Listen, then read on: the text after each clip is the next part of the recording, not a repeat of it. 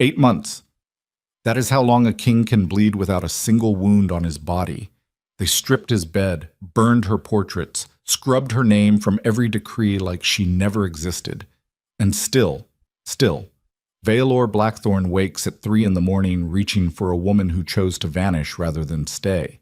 Tonight, the storm outside his palace carries something worse than thunder. It carries her. She is back, and she is not alone. If that hook just grabbed you by the throat, you are exactly where you need to be. Stay until the very last word. Hit that like. And drop your city in the comments. Let me see how far this empire stretches. The rain did not fall on the capital. It attacked.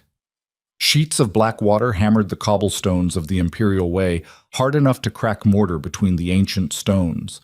Lightning split the sky in jagged white threads, illuminating the spires of Blackthorn Palace for half a heartbeat before plunging the city back into a darkness so thick it had weight, the kind of darkness that pressed against your chest and dared you to breathe. Seraphina Ashford stood inside the carriage with one hand braced against the rain-slicked window frame and the other pressed flat against her swollen belly. 8 months. The child moved beneath her fingers, a slow, deliberate roll, as if even the unborn knew what waited at the end of this road. She could feel the rhythm of it, not a kick, something deeper, something that pulsed in time with the thunder cracking apart the heavens above the palace she swore she would never see again. "My lady," the driver's voice barely reached her through the storm. "The palace gate, they have already spotted us." Seraphina did not answer. She stared through the water streaming down the glass at the massive iron gate ahead, where torchlight fought the rain and lost. 2 sentries in full ceremonial black armor stood rigid as statues on either side, their visors down, their hands on the hilts of swords they had probably never drawn in anger. Palace decorations. Every last one of them. She pulled the leather satchel tighter against her side. Inside it, folded in oilcloth to protect it from the storm, was the divorce decree. Signed, witnessed, sealed by the magistrate of the Eastern sovereignty under laws older than the Blackthorn dynasty itself. Every clause airtight, every provision calculated to sever her from the man inside that palace with surgical precision. The carriage lurched to a halt. "Open the door," she said. The driver hesitated. She could hear it in the silence, the way people always hesitated around her now, like she was made of something that might shatter if you looked at it wrong. "My lady, the rain." I said, "Open the door." He opened it. The storm hit her like a fist. Cold rain soaked through her traveling cloak in seconds, plastering the dark fabric against the impossible curve of her belly. She stepped down onto the cobblestones with the careful precision of a woman whose center of gravity had been stolen from her months ago, one hand gripping the carriage frame, the other never leaving the child beneath her ribs. The sentry stared. She watched their helmeted heads turn toward each other in the universal language of men who have just realized they are not paid enough for what is about to happen. "Tell the king," Seraphina said, her voice cutting through the downpour like a blade through wet silk, "that his wife is here, and she has business with the throne." The taller sentry took a half step forward. "My lady, we were not informed of any—" "I did not ask if you were informed. I told you to deliver a message." He went, fast. The shorter one stayed behind, shifting his weight from boot to boot like the ground beneath him had turned to hot coals. Seraphina did not spare him another glance. She walked forward through the open gate into the courtyard of Blackthorn Palace, and the storm closed behind her like a curtain being drawn across a stage. The courtyard was exactly as she remembered, obsidian flagstones, towering columns carved with the faces of dead kings whose names she had memorized during the first year of her marriage. The massive fountain at the center, a wolf mid-leap, frozen in black stone, water pouring from its open jaws in a torrent that tonight blended seamlessly with the rain hammering down from above. Everything built to make a person feel small. Everything designed to remind you that the Blackthorn line did not begin with the man currently sitting on the throne, and it would not end with him either. Except it almost did. That was the part they did not carve into the columns. Seraphina crossed the courtyard with her chin up and her shoulders squared and her soaked cloak dragging behind her like a funeral train.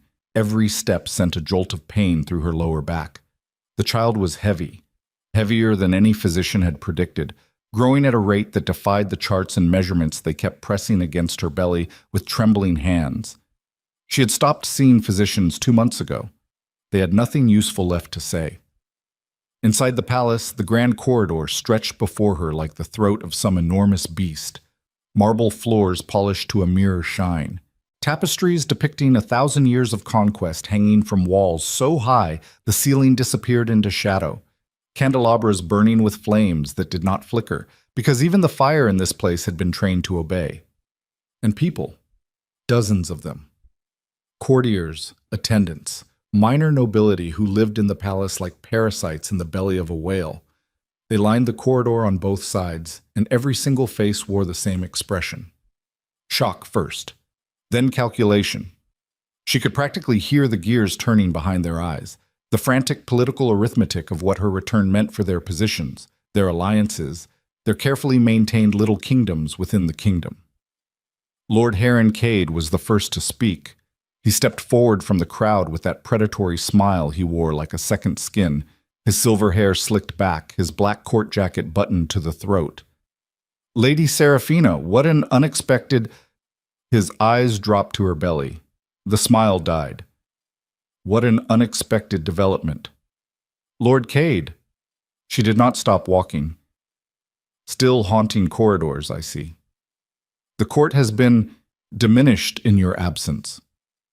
The court has been exactly what it always was. A collection of men measuring the distance between themselves and the throne. Cade's jaw tightened. She walked past him without breaking stride, leaving him standing in the wake of her soaked cloak like a man who had just been slapped and was still deciding whether it had actually happened.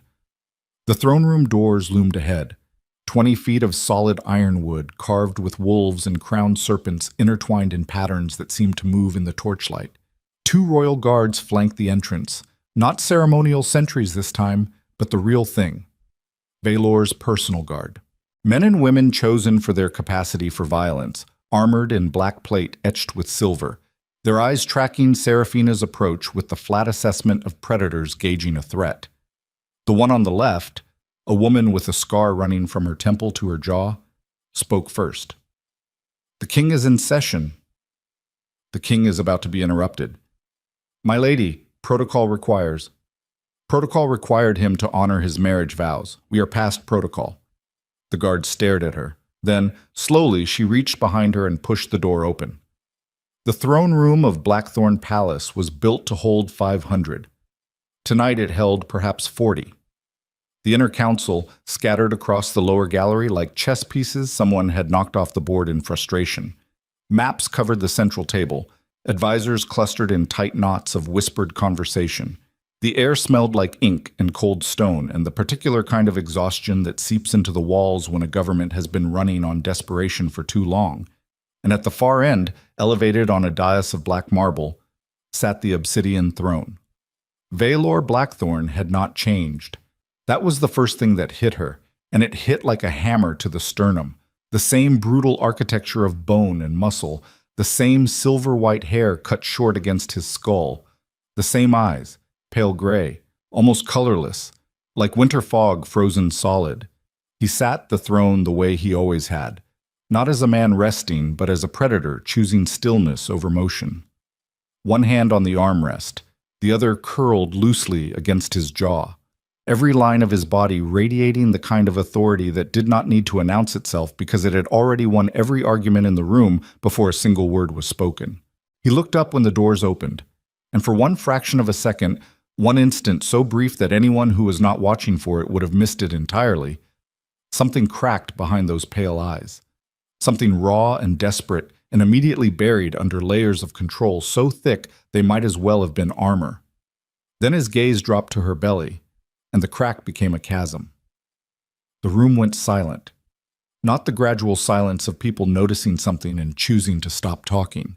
The instantaneous silence of 40 people simultaneously forgetting how to breathe. Seraphina walked forward, step by step. The wet sound of her boots on marble was the only noise in the entire chamber. She could feel every eye on her, could feel the weight of their stares pressing against her skin like physical contact. Let them look. Let them count the months. Let them do the math and choke on it.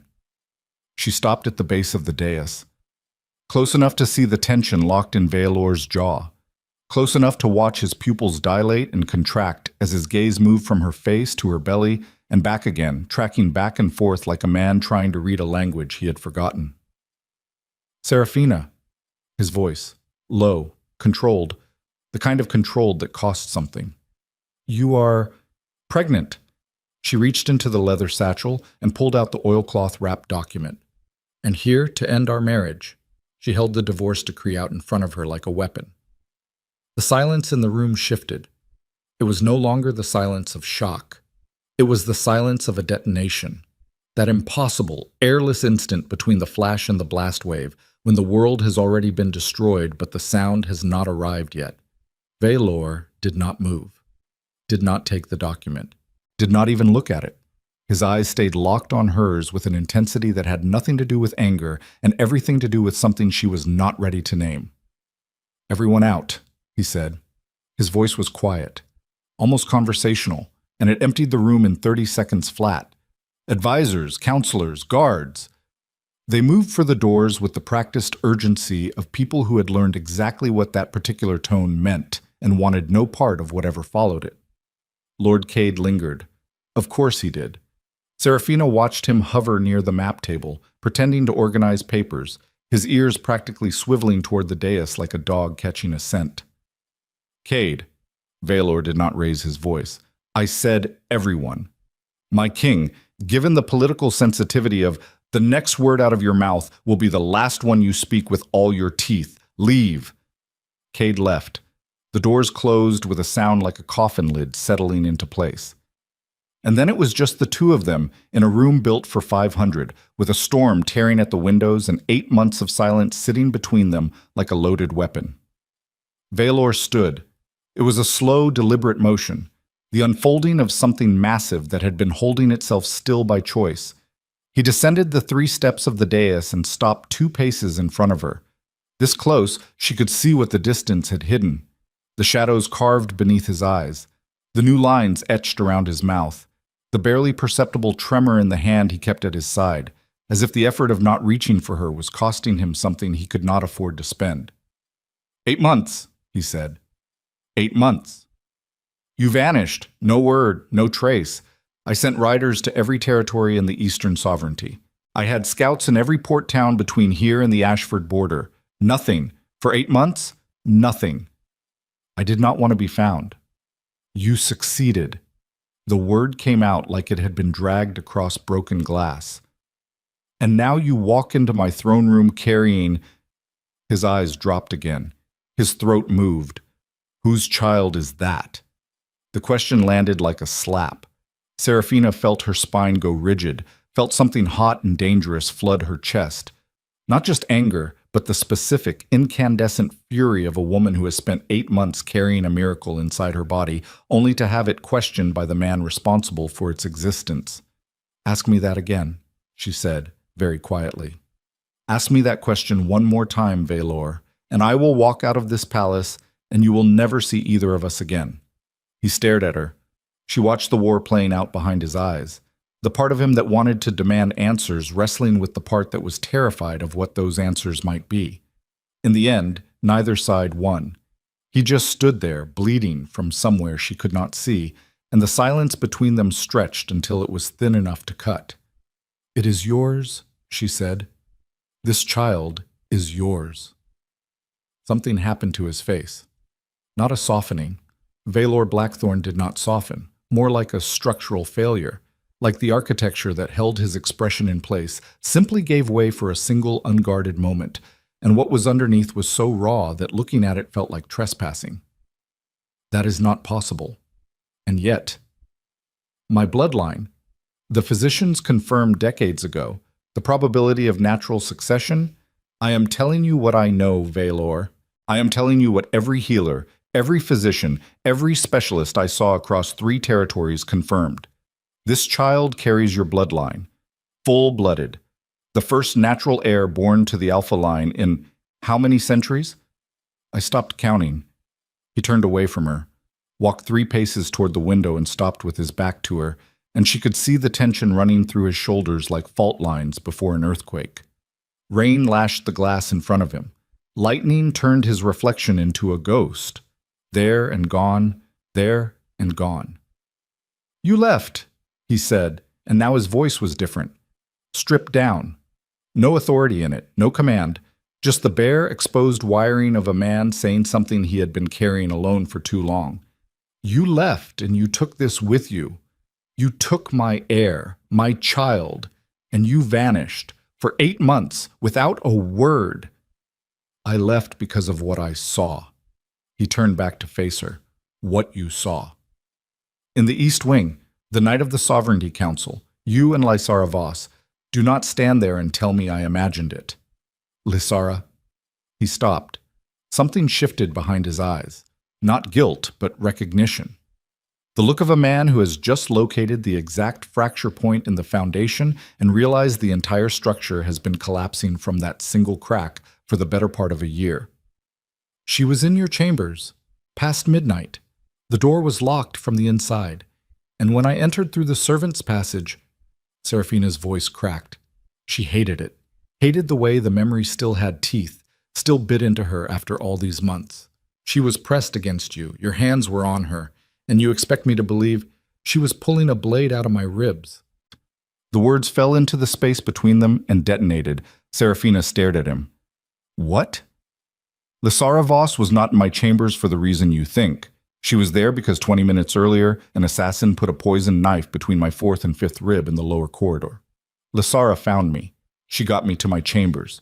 She was extracting the blade when you walked in." "No. The wound was treated by my personal physician within the hour. The scar is still there. Do you want to see it, Serafina? Do you want me to strip down right here in this throne room and show you the mark that has been sitting on my body this entire time, waiting for you to come back and ask about it?" She was shaking. She could feel it. A tremor starting in her hands and radiating outward until her entire body was vibrating with something that was not cold and was not fear and was not anything she had a name for. Because if what he was saying was true, if the scene she had built her entire departure on, the betrayal she had nursed like a wound for 8 months, the justification for every mile she put between herself and this palace, if that was a lie she had told herself. "You could have sent word," she whispered. "To where? You were a ghost. Every trail went cold within a week, and I could not exactly announce to the Empire that the Queen had fled because she believed the king was unfaithful. The political fallout alone. Do not talk to me about politics. Everything is politics. You married a king. You knew that. I married a man. The king was the part I tolerated." That landed. She saw it hit. Watched the impact register in the slight tightening around his eyes, the almost imperceptible shift in his breathing. Good. Let it sting. She had 8 months of stinging to pay back. "The divorce papers," she said, holding them out again. "Sign them." He looked at the document in her hand, then at her belly, then back at her face. "No. This is not a negotiation. You are carrying the first natural heir to the Blackthorn throne in 400 years. There is no version of this where I sign those papers. The child changes nothing between us. The child changes everything, and you know it. What I know is that I spent 8 months building a life outside your shadow.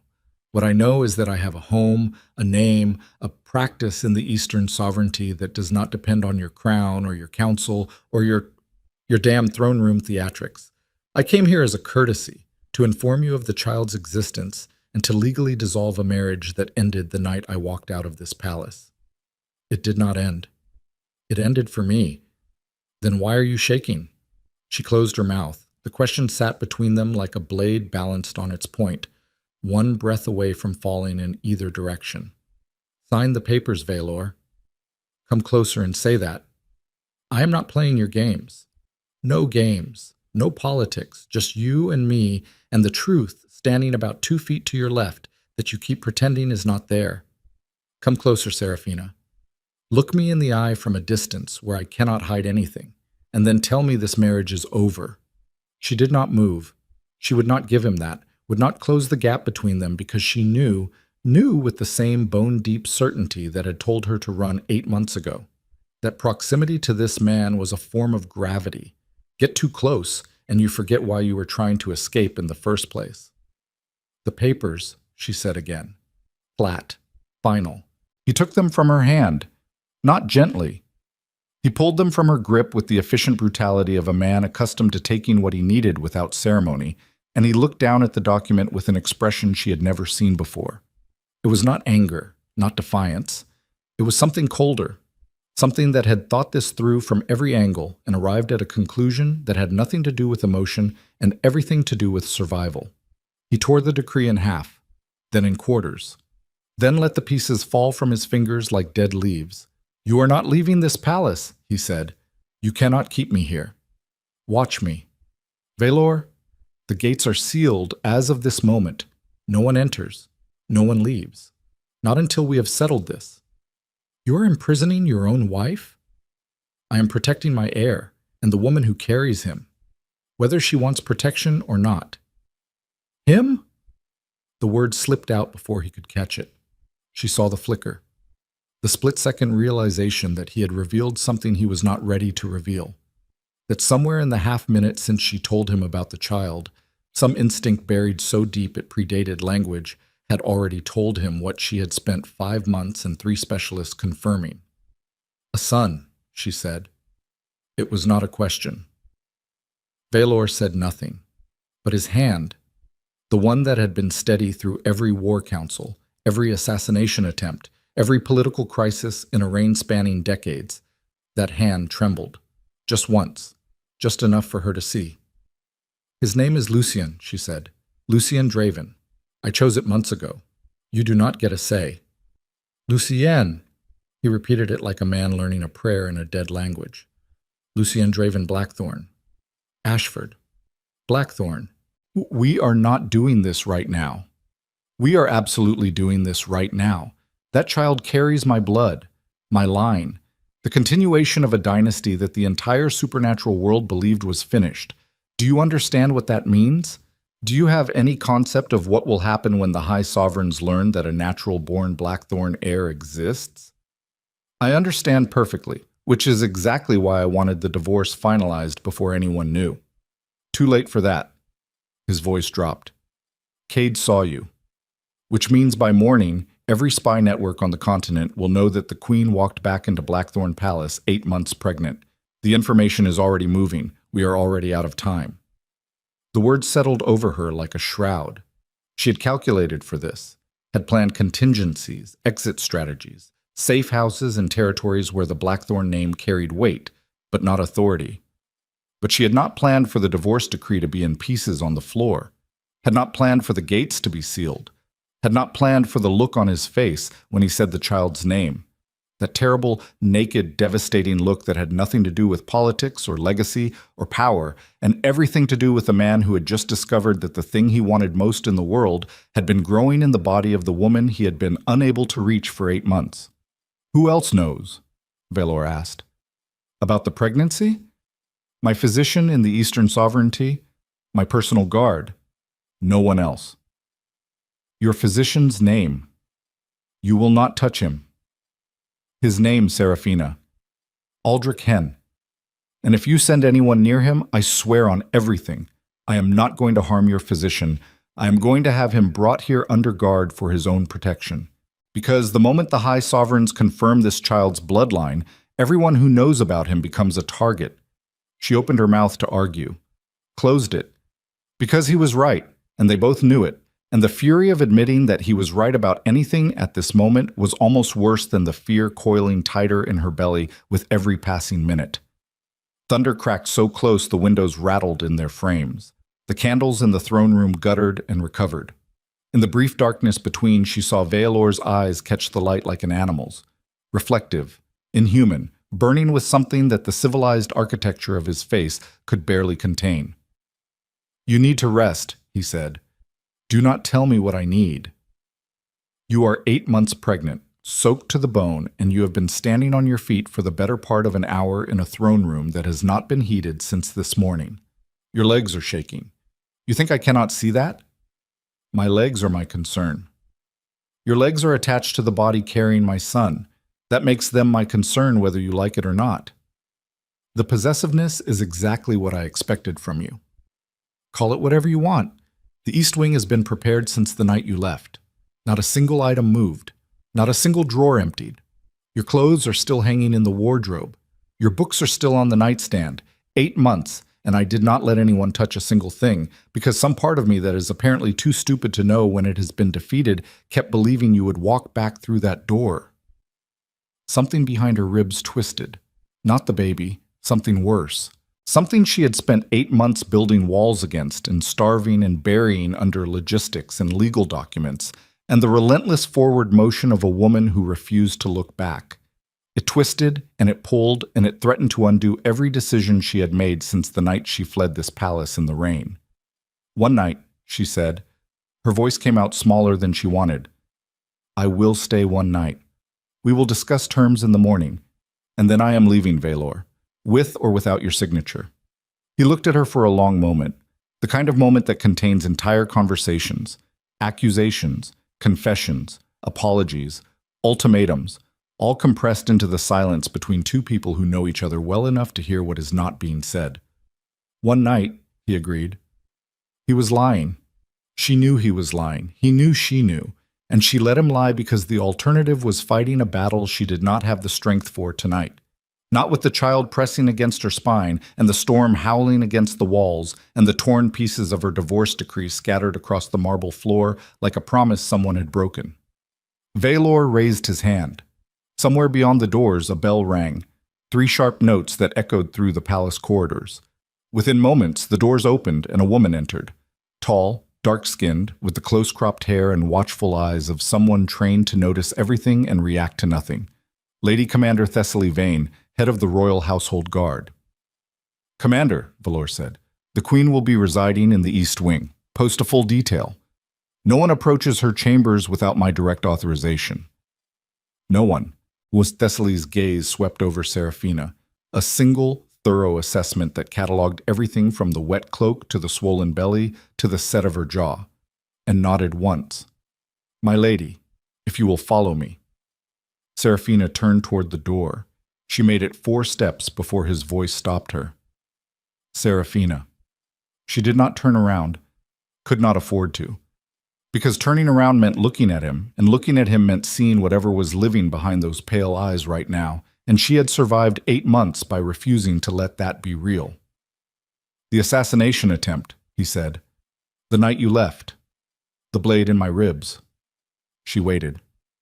"The assassin was never caught. And the poison on that blade, it was designed specifically for my bloodline, synthesized from compounds that should not exist outside the High Sovereignty's restricted archives."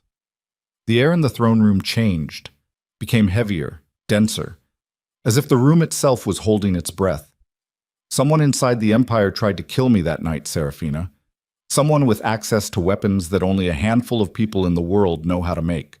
And 8 months later, the woman carrying the only natural heir to my throne walks back into this palace, the one target more valuable than the king himself." She turned around. She had to. Because the thing in his voice was no longer grief or anger or the complicated wreckage of a marriage in ruins. It was fear. The specific crystalline fear of a man who has spent his entire life being the most dangerous thing in any room and has just realized that the thing he cannot protect is the thing he cannot afford to lose. "You sealed the gates," she said. "Yes." "Not to keep me in." "No." "To keep someone out." Thunder shook the palace to its foundations. The candles died. In the absolute darkness that followed, before the flames clawed their way back to life, she heard him cross the distance between them, felt the displaced air, the heat of a body that ran hotter than any human's, the gravitational pull of a proximity she had been starving herself of for 8 months. His voice came from directly in front of her, close enough to feel the words against her skin. "Someone is coming for that child, Serafina, and I will burn this empire to bedrock before I let them touch either of you." The candles reignited. He was exactly where she had felt him, inches away, towering over her, those winter fog eyes burning with something that was not a promise, but a prophecy. The kind of statement that does not predict the future, but creates it. She held his gaze, held it until the baby moved again. A sharp, sudden kick directly against the place where his hand was hovering, not quite touching her belly, not quite able to close that last impossible inch of distance. "One night," she whispered. He did not answer. She turned and followed Commander Thessaly into the corridor. The doors closed behind her, and in the silence of the empty throne room, Vialor Blackthorn looked down at the torn pieces of the divorce decree scattered across his floor, and then at the hand that was still hovering in the air where her belly had been, and he closed his fingers into a fist so tight the bones creaked. Somewhere in the lower levels of the palace, in a chamber that no map acknowledged and no servant discussed, Lady Morvena Ashcroft set down her wineglass, folded a piece of parchment bearing the seal of the High Sovereignty, and smiled. The Queen had returned. The heir was confirmed. And the game she had been building for 8 months, the same 8 months, move for move, shadow for shadow, had just entered its final phase. She rang a bell.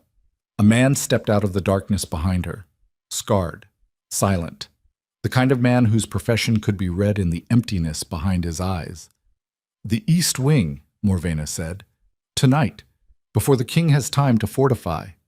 The man nodded and vanished.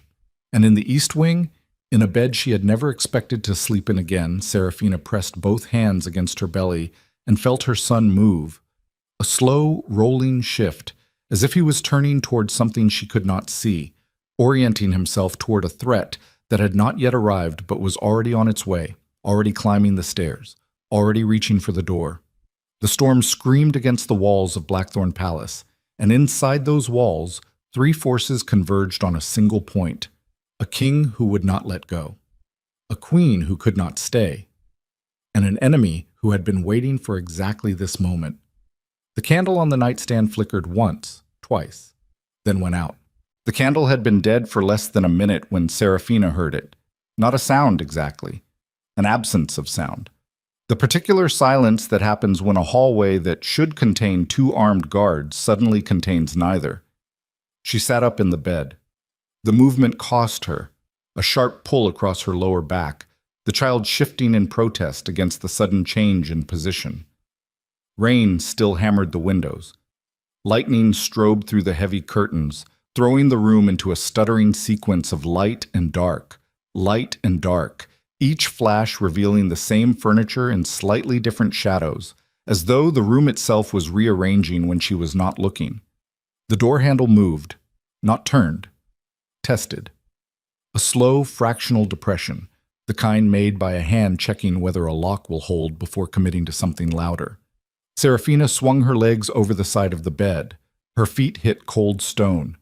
Her hand found the iron candlestick on the nightstand, heavy, solid, the only thing within reach that could do damage. She gripped it low, the way a woman grips a weapon when she has no illusions about getting a second swing.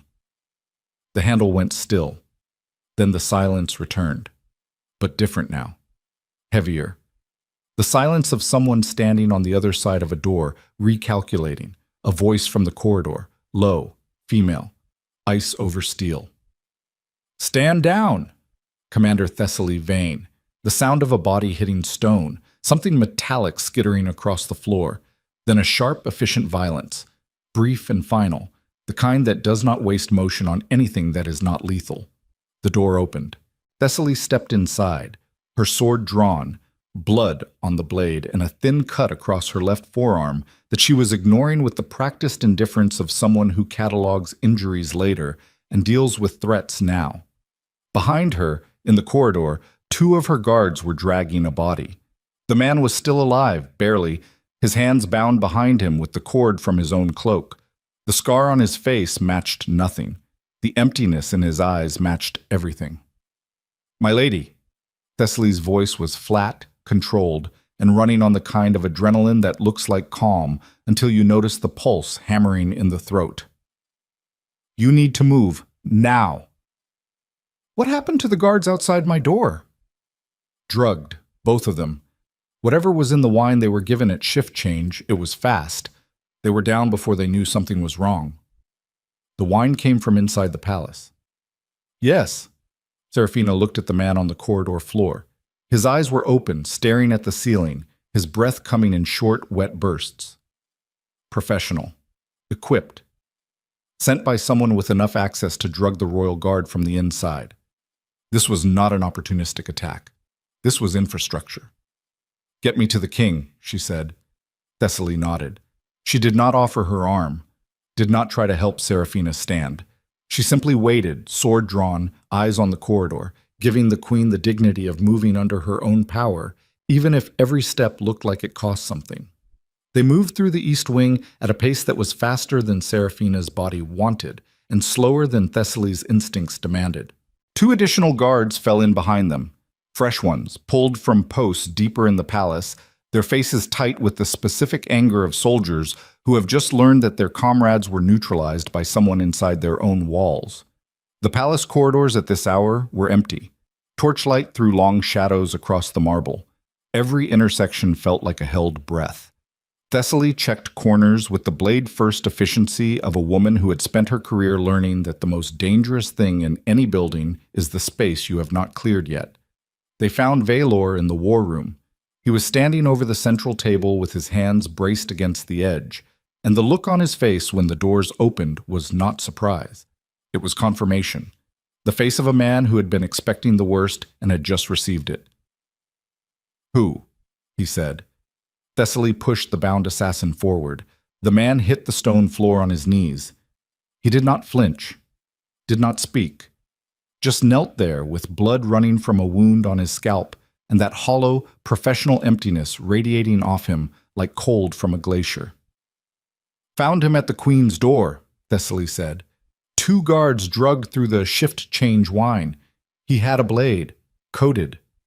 Valor moved around the table. The way he walked toward the kneeling man was not hurried. It was deliberate, the measured approach of something that does not need to rush, because it has already decided what happens next and is simply closing the distance required to make it real. He crouched in front of the assassin, close, closer than advisors or protocol would allow. Close enough that when he spoke, the words were almost intimate. "You have about 30 seconds to tell me who sent you before I start making this educational." The assassin said nothing. His eyes stayed fixed on a point somewhere past Valor's shoulder, dead eyes, the kind that have looked at enough violence to become numb to the threat of more.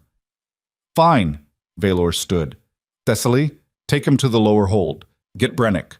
Full extraction." "Brennick retired 2 years ago, my king." "Then unretire him, tonight." Thessaly dragged the man out. The door closed. And Valor turned to Seraphina with something in his expression that was worse than anger. It was the look of a man whose worst prediction has just been validated, and who hates being right more than he has ever hated anything. "Sit down," he said. "I do not need to—" "Seraphina, sit down." She sat. Not because he told her to, because the adrenaline that had been holding her upright since the door handle moved was draining out of her like water from a cracked vessel, and her legs were doing the thing they did now when the baby pressed against her lower spine in a certain way, going soft, trembling, refusing to be reliable.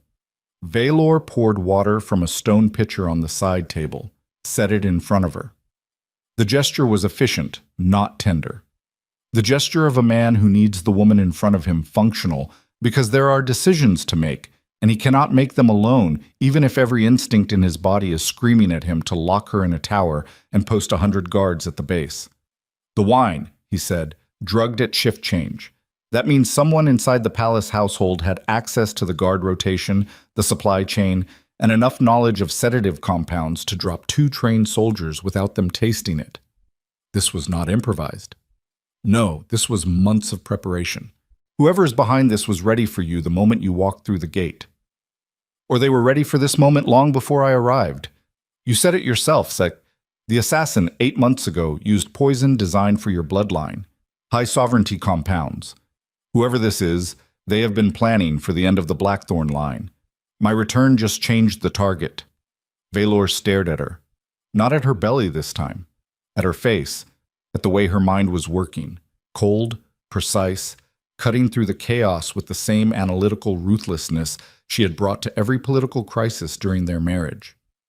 The thing about her that had terrified half the court and fascinated the other half. The thing that had drawn him to her in the first place, before the crown, before the politics, before the weight of a dynasty turned every private moment into a strategic calculation. "You have a theory," he said. It was not a question. "I have a list, short one. People with access to high sovereignty restricted compounds. People with enough influence inside the palace to compromise the guard from within. People who benefit directly from the extinction of the Blackthorn bloodline." "Say the name." "You already know the name." "I want to hear you say it." Morvena Ashcroft. The name landed in the room like a stone dropped into still water. Valor's jaw tightened. She watched the muscles in his neck cord. A physical response he could not control, the body reacting to a threat that the mind was still trying to process through the filter of politics and alliance and the complicated calculus of power. Morvena is a member of the Inner Council. She commands the Second Legion. Her family has held the Western Reaches for 6 generations, none of which makes her incapable of treason. It makes her capable of something worse than treason. It makes her capable of winning. Then stop treating her like an ally and start treating her like what she is. And what is she? The woman who just sent a man with a poisoned blade to the room where your son is sleeping. The word hit him. Son. She saw it register, the way it always registered. Every time she said it, like a bell struck in a room he thought was soundproofed. He turned away from her, walked to the window, pressed both hands flat against the glass as if he needed something solid to push against, something that would not give way under the pressure building inside his chest. If I move against Morvena without proof, the Western Reaches revolt. The Second Legion fractures. Every lord who owes her family a debt, and there are dozens, turns against the throne overnight. I lose a third of my military strength before breakfast. And if you do not move against her, she kills your heir before he takes his first breath. You think I do not understand that? I think you are standing at that window running political calculations while somewhere in this palace, the woman who ordered my death is drinking wine and waiting for confirmation. He turned from the glass. His eyes were burning. Not the metaphorical burning of anger or passion, an actual physical luminescence behind the gray, as if something deeper than human was pressing against the surface, testing the boundaries of the shape it had agreed to wear. What do you want me to do, Serafina? Burn down the Western Alliance based on a theory? Execute a council member without evidence? Start a civil war that will tear this empire apart while you are 8 months pregnant and every enemy I have ever made circles this palace like vultures?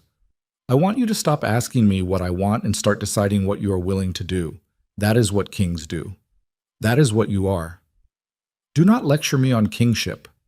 Someone has to, because right now you're standing in this room negotiating with yourself about acceptable losses while a woman down the hall is planning the next attempt. She will not stop. You know that. I know that. The only question is whether you act before or after she succeeds. Silence. The kind that has teeth.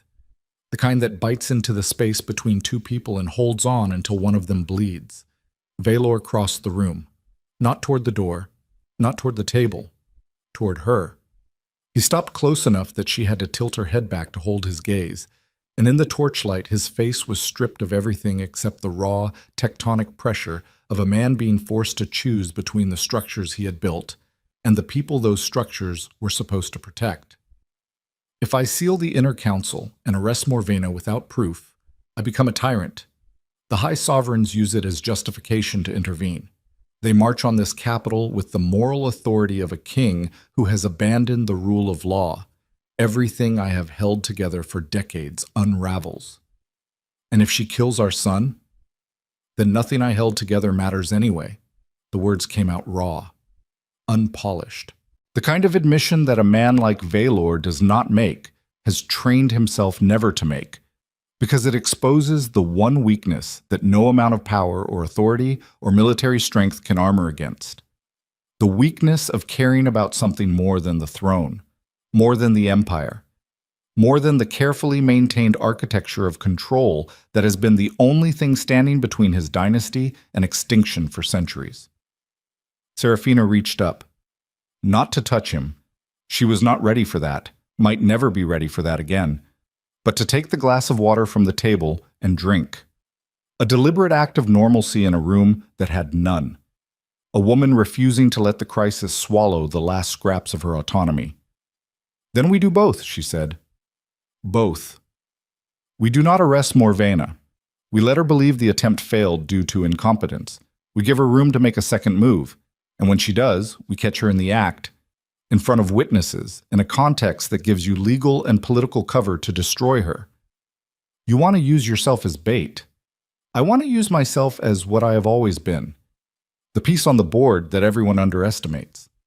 He stared at her, and for the first time since she had walked back into this palace, soaked and pregnant and carrying divorce papers and 8 months of fury, she saw something in his face that was not grief or guilt or the desperate territorial instinct of a king protecting his bloodline. She saw respect, the specific, unwilling, almost angry respect of a man who has just been outmaneuvered by someone he underestimated and who is honest enough to recognize it. You are out of your mind, he said. I am out of options.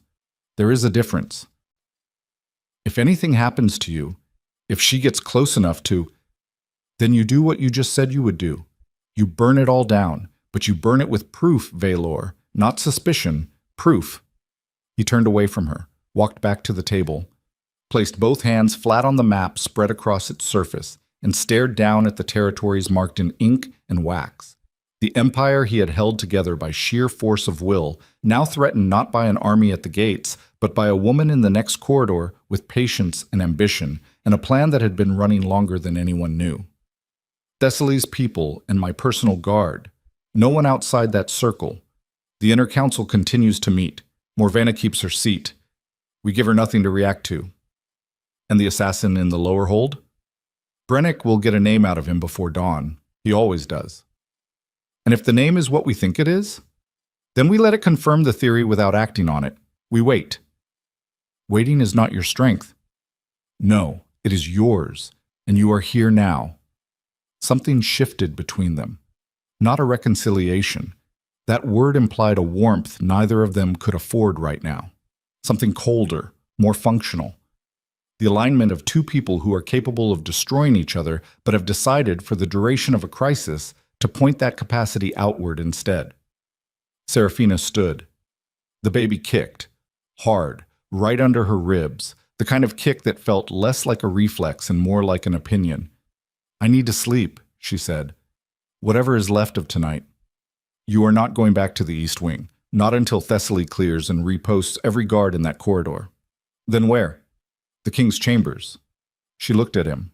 He held her gaze without flinching, without the trace of anything suggestive or predatory.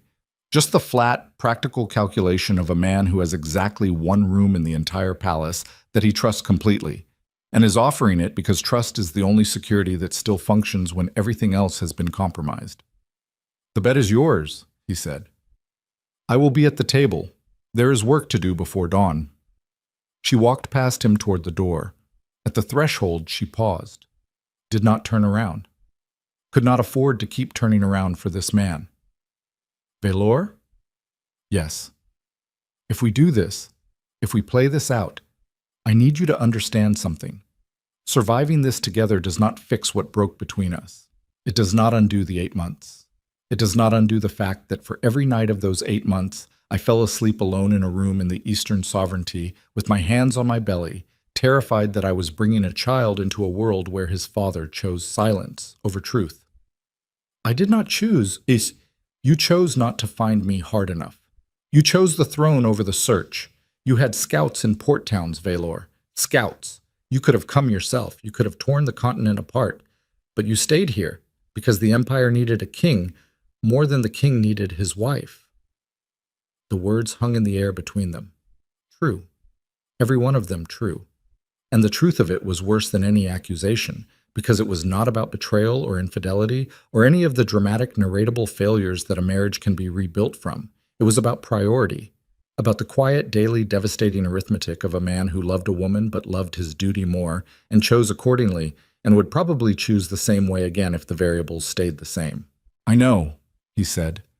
2 words, no defense, no explanation, no justification wrapped in political necessity or royal obligation. Just the bare, annihilating admission of a man who understands exactly what he did and does not have the luxury of pretending otherwise. She walked through the door. Behind her, in the war room, Vialor Blackthorn looked down at the map of his empire and saw, for the first time, not territories or borders or strategic positions. He saw the distance between the capital and the eastern sovereignty. He saw the months measured in miles. He saw every road he did not ride down, every town he did not search, every choice he made to sit on that black throne and wait instead of hunt. The rain kept falling. And in her hidden chamber beneath the palace, Morvena received word that the assassin had failed. She did not rage, did not curse. She simply unfolded a second piece of parchment, this one bearing a different seal from a source much closer to the king than anyone suspected, and began to write. The first attempt had been a test. The real move was still coming, and it would not target the queen. It would target the bond itself. Brennick got the name before dawn, just as Valor had promised, but it was not the name they expected. The assassin, strapped to a chair in the lower hold, his face a landscape of damage that spoke to Brennick's methodical efficiency, did not give up Morvena Ashcroft. He gave up someone worse, someone whose name, when it crawled out of his broken mouth and landed on the stone floor of the interrogation chamber, rearranged the entire architecture of the crisis in a single syllable. Thessaly. Commander Thessaly Vane, head of the Royal Household Guard, the woman Vialor had trusted to protect Serafina, the woman who had killed the assassin's partner in the East Wing corridor not 4 hours ago, an act that now looked less like heroic intervention and more like damage control, eliminating the evidence before it could talk. Brennick sent word to the war room at the 4th hour before sunrise. The message was 3 words. Valor read it standing at the table where he had not moved since Serafina left. He read it twice. Then he set the paper down with the exaggerated care of a man handling something explosive and placed both hands flat on the table and breathed. Just breathed. Because the thing about betrayal at this level, the thing no one tells you until you are living inside it, is that it does not feel like a knife in the back. It feels like the floor disappearing. One moment you are standing on something solid, something you built, something you trusted to hold your weight. The next moment, there is nothing underneath you, and you are falling, and the only question is how far down the bottom is, and what you will look like when you hit it. Thessaly Vane had served the crown for 19 years. She had guarded his chambers. She had trained his personal detail. She had access to every security rotation, every supply chain, every corridor and passage and hidden stairway in the palace. She knew where he slept. She knew where Serafina slept. She knew the precise deployment of every guard in the building at every hour of the day. And she had been Morvena's asset the entire time. Valor's fingers curled against the wood of the table. His knuckles whitened. The grain cracked beneath the pressure. A sound like a small bone breaking, barely audible, swallowed by the rain still hammering the windows. He stood in the pre-dawn darkness of the war room and felt something fundamental shift inside his chest. Not grief, not anger. Something colder, something that lived in the space between trust and annihilation, where a man realizes that the walls he built to protect the people he loves were constructed by the very hands trying to destroy them. He had put Serafina in Thessaly's care, had ordered Thessaly, personally, explicitly, looking her in the eye, to guard the queen with her life. And Thessaly had walked Serafina through those corridors with a sword drawn and blood on her blade, and the calm, professional composure of a woman who had just murdered her own operative to maintain cover. The assassin in the East Wing was never meant to succeed. He was meant to die. A sacrificial piece thrown at the queen's door to be intercepted by the very person running the operation so that Thessaly could position herself as the hero, so that trust would deepen, so that when the real attack came, the queen would be standing right next to the blade and would never see it coming. Valor crossed the war room to the door, opened it. The 2 guards in the corridor snapped to attention. "Where is Commander Vane?" "Posted outside the king's chambers, my lord. Per your orders. Guarding the queen." The irony of it was physical. He felt it in his stomach. A cold, lurching contraction, the body's way of processing something the mind refuses to fully absorb. Thessaly was standing outside the room where Serafina slept. Right now. At this moment. With a blade and full authority and the absolute trust of the crown wrapped around her like armor. He could not storm down the corridor, could not seize Thessaly in front of Serafina without triggering the exact chaos Morvena was counting on. If Thessaly realized she was compromised, she had a dozen options: a blade through the door, a signal to Confederates in the guard, a hostage situation with the pregnant queen. Every direct approach was a detonation, every instinct screaming inside him to move, to act, to put himself between the threat and his wife was the exact impulse that Morvena had designed this trap to exploit. A king who acts on instinct is a king who acts on his enemy's schedule. He closed his eyes. 3 seconds. Allowed himself 3 seconds of the blind, howling fury that wanted to tear through the palace with his bare hands and dismantle everyone who had touched this conspiracy. Then he opened his eyes, and the fury was still there, all of it, every volt. But it was leashed now, channeled, converted from heat into pressure, from explosion into the slow, crushing, inexorable force of a man who has decided to win and is now calculating the exact sequence of moves required to do it. "Send for Lord Aldrich Dunn," he said, quietly. "Use the service corridors. Tell him the king requires his presence in the lower study. Tell no one else." Aldrich Dunn was 73 years old, half-deaf in his left ear, and had served as Master of Intelligence under 3 Blackthorn kings. He had survived 2 coups, 1 civil war, and an assassination attempt that had cost him the last 2 fingers on his right hand. He was the only person in the palace whose loyalty Valor trusted absolutely, not because Aldrich was incapable of treachery, but because Aldrich was smart enough to recognize that treachery against the Blackthorn line was a losing proposition under any mathematical model, and Aldrich lived his life by mathematical models. They met in the lower study 10 minutes later. Aldrich arrived in a sleeping robe with his white hair uncombed and his eyes sharp enough to cut glass. "Thessaly Vane," Valor said. Aldrich did not react, did not flinch. He simply stood very still for a long moment, processing, running the implications through whatever labyrinth of calculations lived behind those ancient eyes. "How confirmed?" "The assassin broke under Brennick's extraction. Full confession. Thessaly coordinated the East Wing approach. The guard drugging. The timing. And the intercept in the corridor? Cover operation. She killed her own man to maintain position." Aldrich sat down. Not because he needed to, because the weight of the information required it. He lowered himself into the chair by the cold fireplace and stared at the dead ashes and said nothing for 15 seconds. An eternity for a man who had spent his career making decisions in fractions of that time. "Morvena is running her." "Yes." "And Thessaly is currently posted outside the room where the queen is sleeping." "Yes." "Then we have approximately until sunrise before Morvena receives word that the assassin has been broken, calculates the exposure, and gives Thessaly the order to activate." "That is my assessment." "How do you want to play this?" Valor told him. It took 4 minutes. When he finished, Aldrich looked at him with an expression that was part admiration and part something older, something that understood the cost of the kind of ruthlessness required to execute a plan like this against someone who had stood at your shoulder for nearly 2 decades. "You understand what happens if she resists," Aldrich said. "She will not resist. She is a professional. She will assess the situation, determine that her cover is blown, and make a survival calculation. Our job is to ensure that the only survivable option she sees is cooperation. And if Morvena has given her a contingency, a final order, then I deal with Thessaly personally. The queen will be out of the room before any of this begins. That is your part. You go to the king's chambers. You tell Serafina, tell the queen, that the physicians require an examination, standard, routine. You walk her to the medical wing through the North Service Corridor, the one that bypasses the main hall entirely. You do this calmly. You do not hurry. You do not give Thessaly any reason to escalate.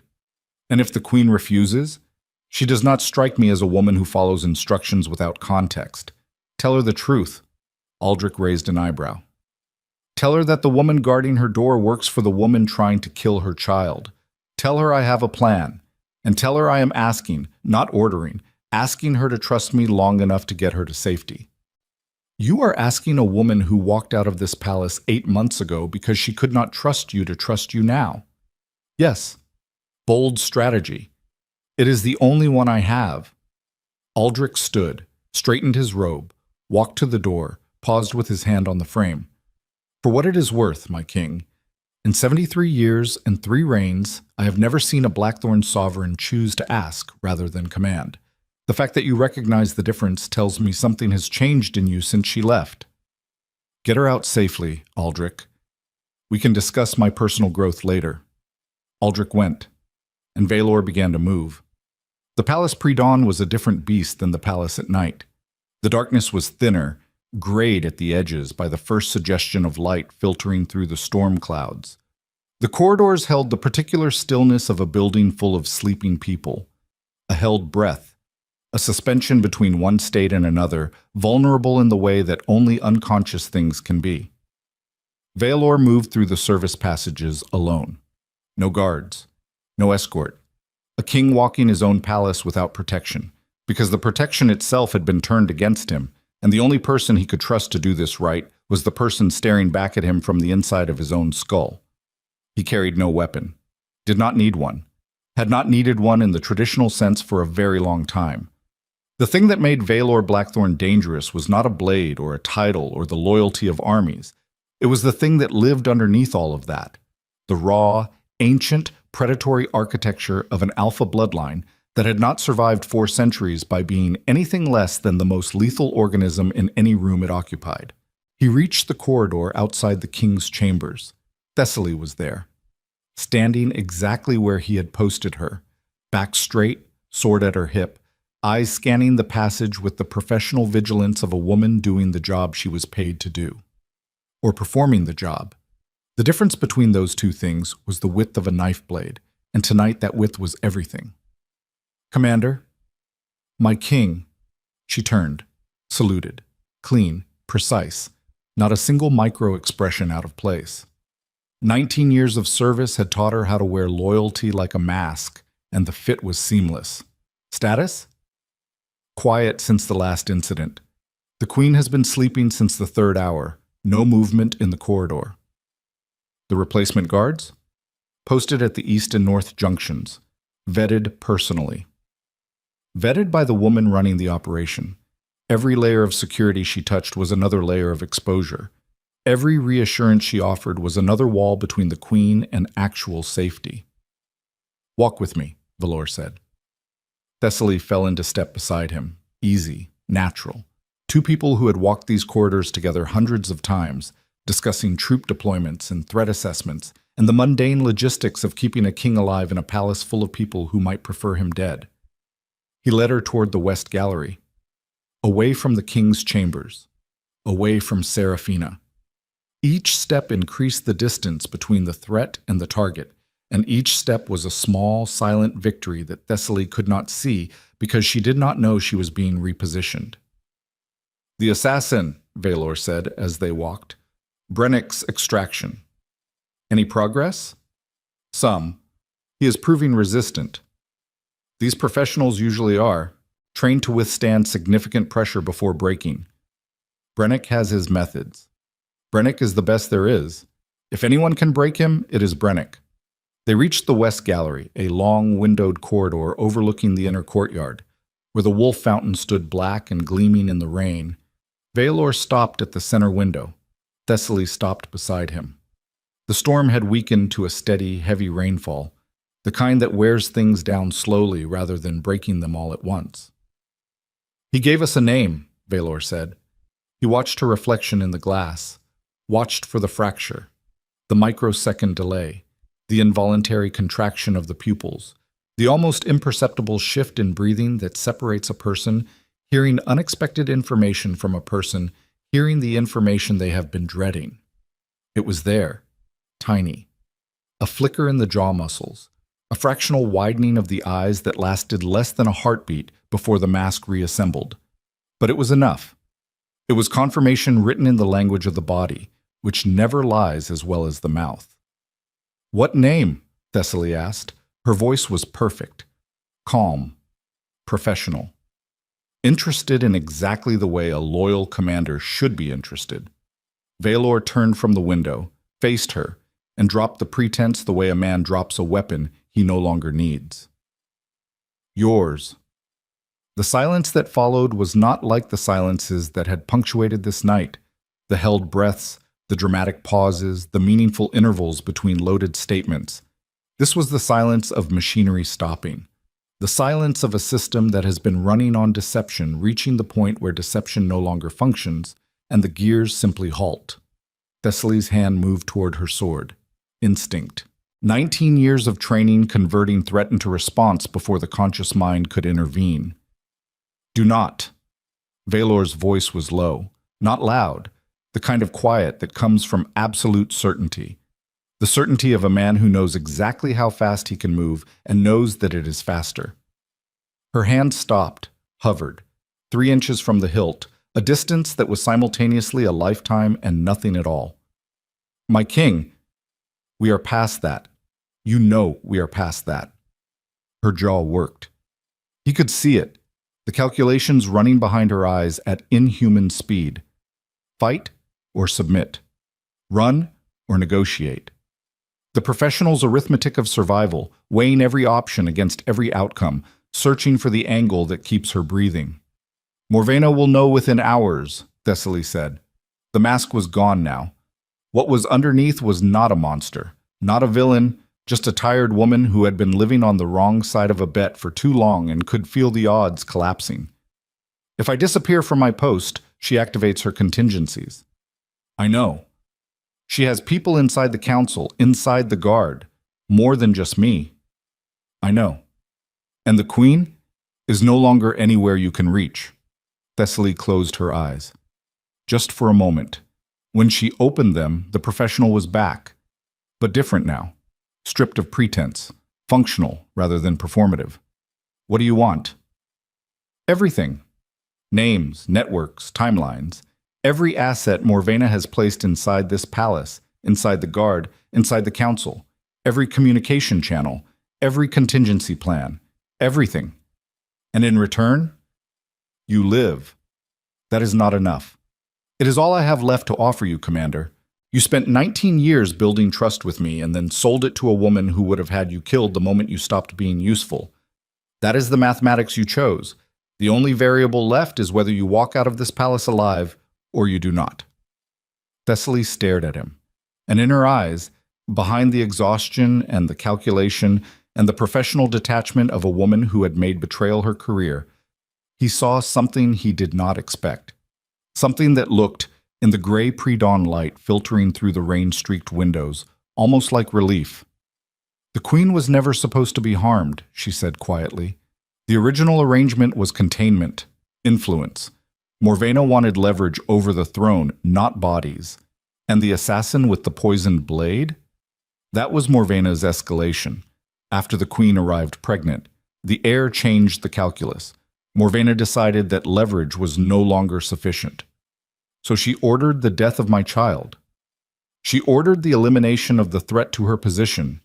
In Morvena's mind, there is no difference. Valor stepped forward, close enough that Thessaly had to look up to meet his eyes, close enough that the thing living underneath his human exterior, the ancient territorial apex predator fury of an alpha king whose offspring has been targeted, pressed against the surface hard enough to distort the air between them. Give me everything, he said, and then we end this. Thessaly gave him everything. It took 40 minutes, names spilling like blood from a wound, council members, guard captains, household staff, trade officials. A network so deeply embedded in the palace infrastructure that removing it would be like pulling a nervous system out of a living body. Morvena had not just infiltrated the crown. She had woven herself into it, had made herself so structurally necessary that cutting her out would mean cutting out pieces of the empire itself. When Thessaly finished, Vialor stood alone in the West Gallery with a list of names in his hand and the weight of what came next pressing down on his shoulders like a physical load. The storm outside was dying. Dawn was coming. Gray light crept across the courtyard, turning the black stone to pewter, making the wolf fountain look less like a monument and more like a warning. Behind him, Thessaly was escorted away by Aldrich's people, quiet, efficient, invisible. She went without resistance, a professional to the last. And in the medical wing, Seraphina sat on the edge of an examination table with Aldrich standing beside her, and the old spymaster watched her face as she absorbed what he had told her, that the woman who had walked her through the palace corridors, who had stood outside her door with a drawn sword, who had killed a man in front of her to earn her trust, had been the enemy the entire time. She did not cry, did not rage. She sat very still with her hands on her belly, and the baby moved beneath her palms, and she felt the world rearrange itself around a truth she should have seen but did not because she had been too busy fighting the wrong war with the wrong enemy over the wrong betrayal. When Valor finally reached the medical wing, he found her standing at the window, back straight, chin up, dry-eyed, looking out at the storm's wreckage with the expression of a woman who has been broken open one too many times and has discovered that the thing on the inside is harder than anything that broke the shell. "How many?" she asked without turning around. 14 confirmed assets inside the palace, at least another dozen in the outer territories. And Morvena? Still in her chambers. She does not know yet. Serafina turned from the window, looked at him with eyes that had passed through fury and emerged somewhere on the other side, a place he had never seen her go before, a place that was quieter than rage and more dangerous than calculation. "Then we move now," she said, "before dawn. Before she has time to learn what Thessaly gave us. We take everything. We take it all at once. And we do not stop until there is nothing left of her network to threaten this child." Lightning flickered on the horizon. The storm's last breath, a final convulsion before the clouds broke apart and let the gray dawn through.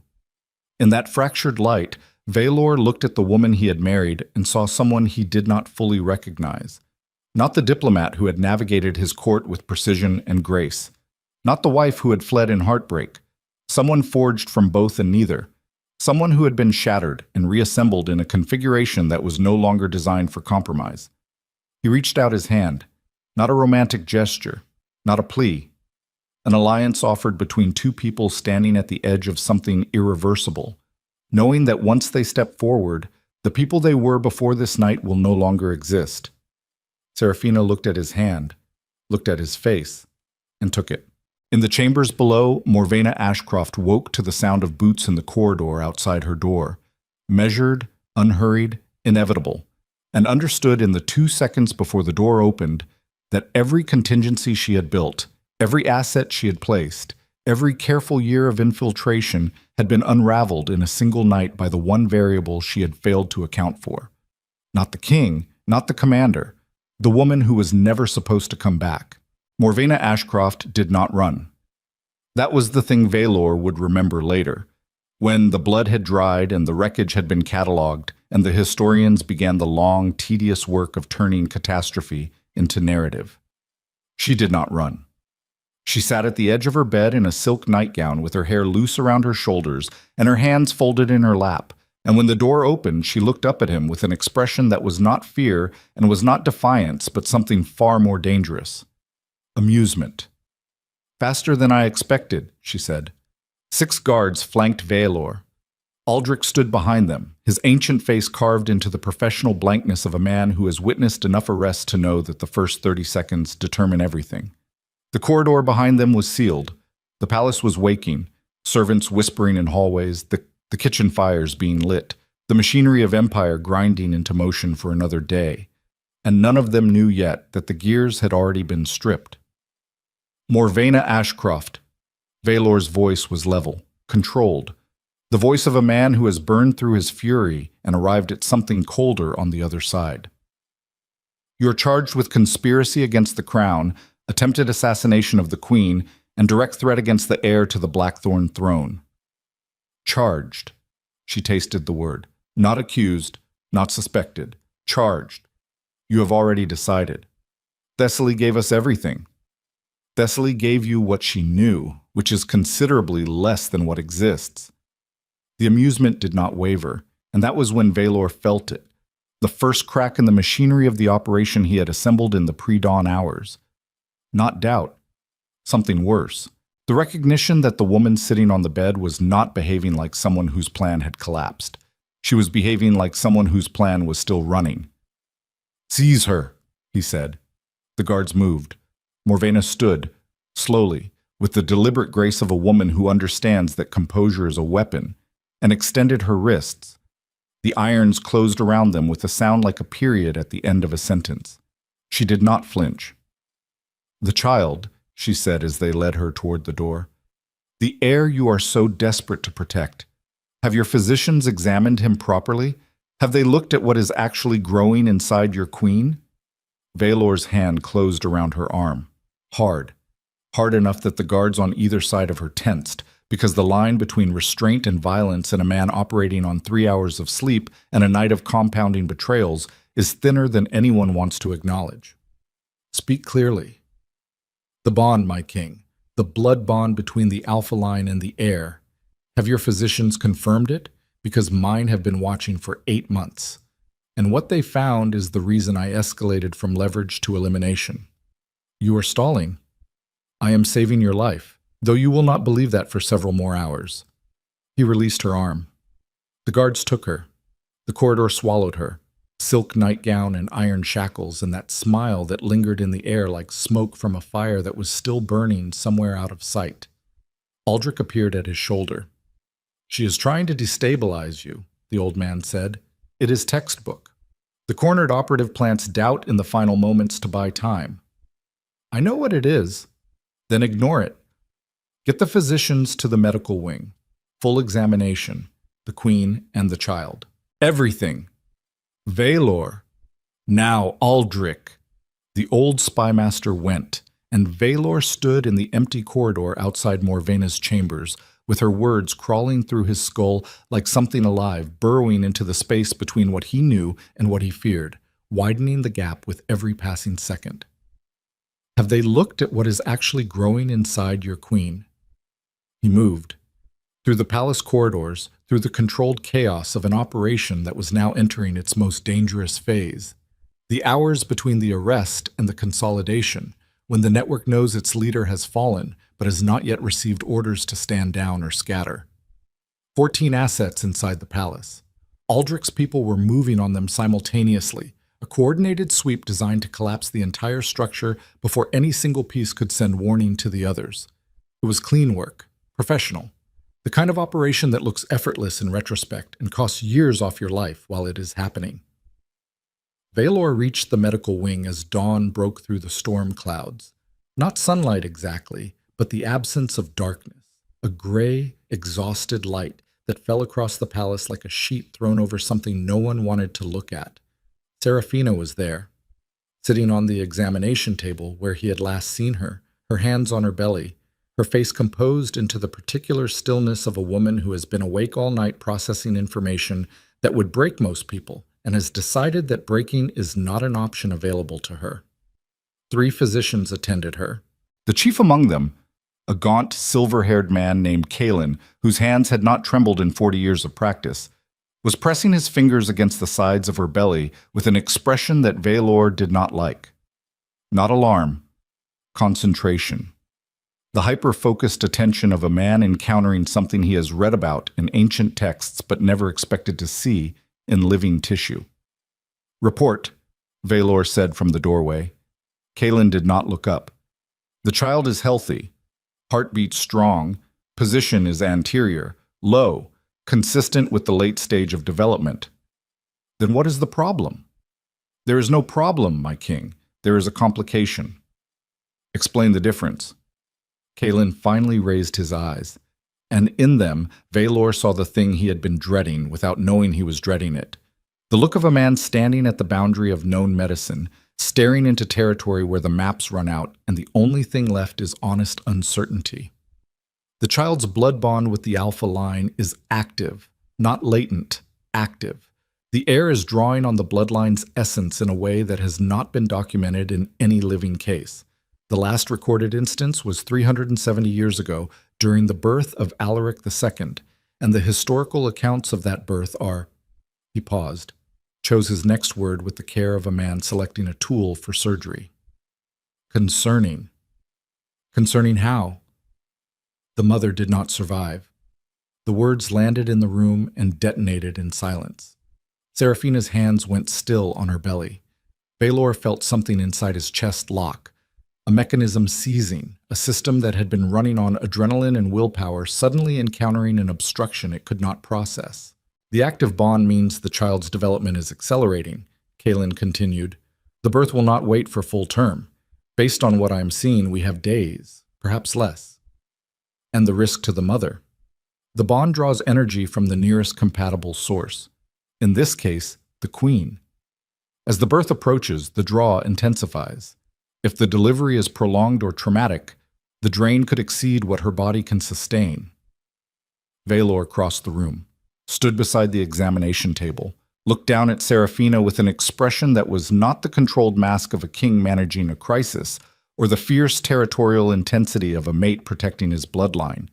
It was the naked, unarmored face of a man who has just been told that the two things he values most in the world are in direct opposition, that the survival of his heir may cost the life of the woman carrying him, and who understands, with a clarity that feels like a blade between the ribs, that no amount of power or authority or ancient bloodline can solve a problem this fundamental.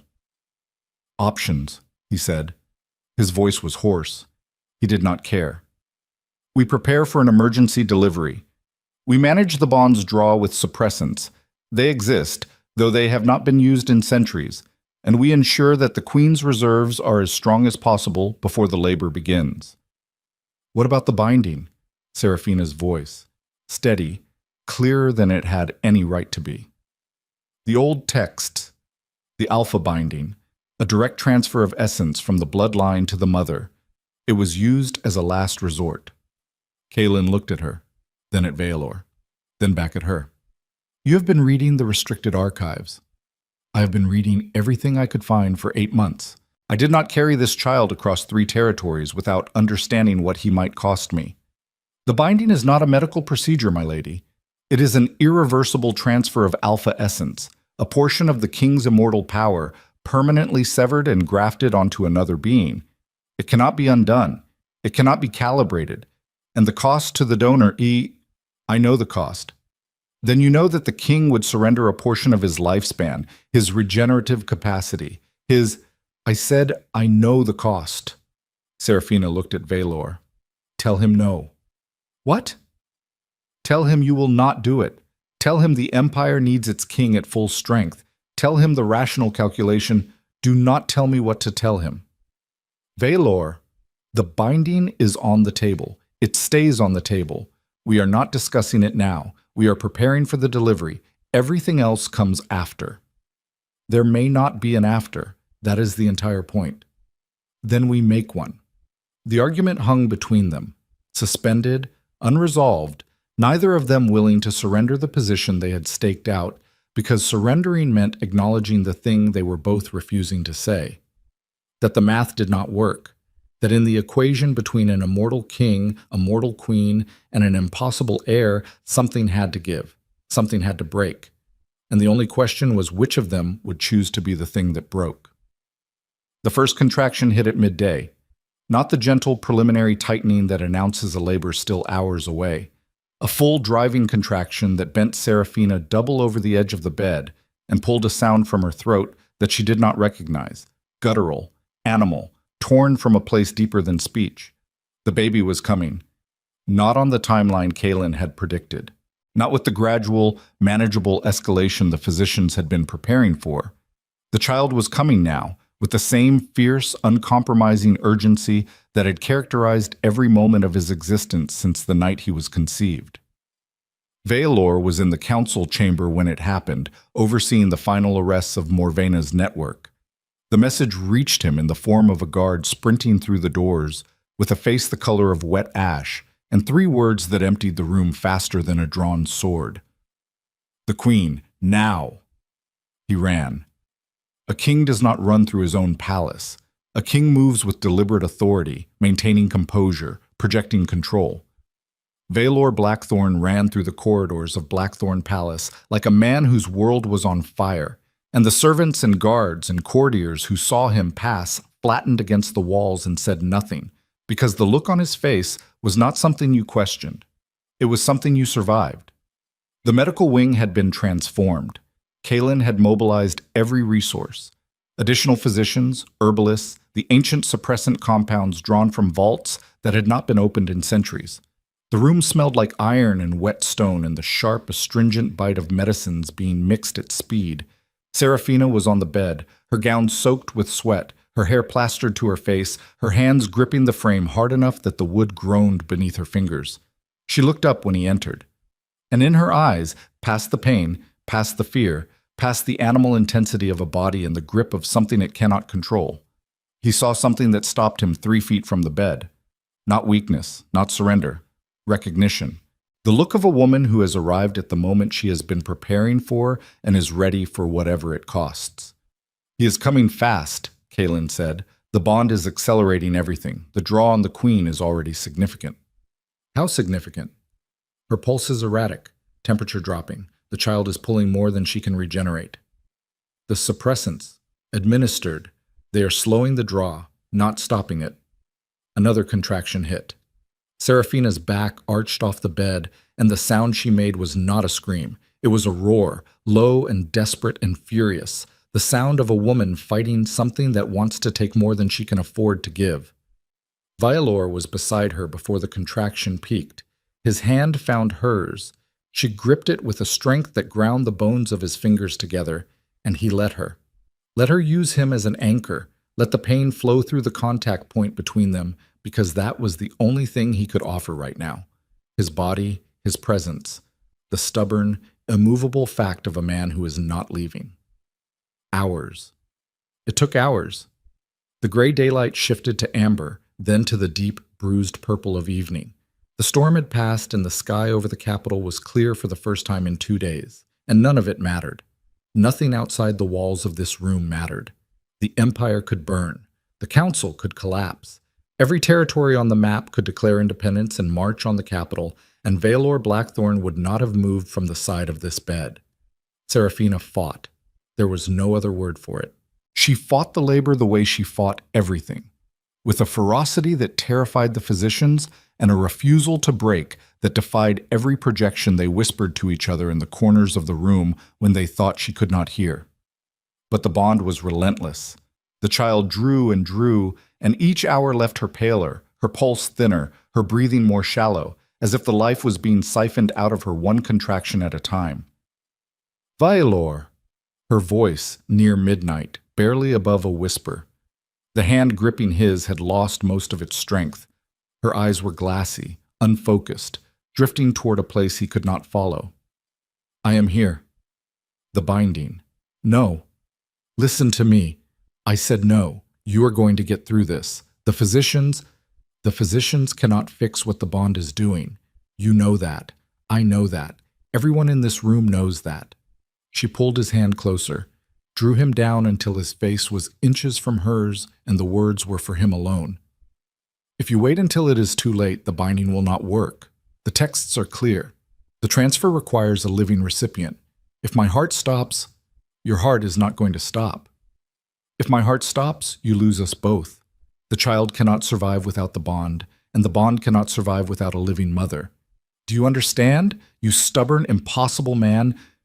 Do you understand what I'm telling you? He understood.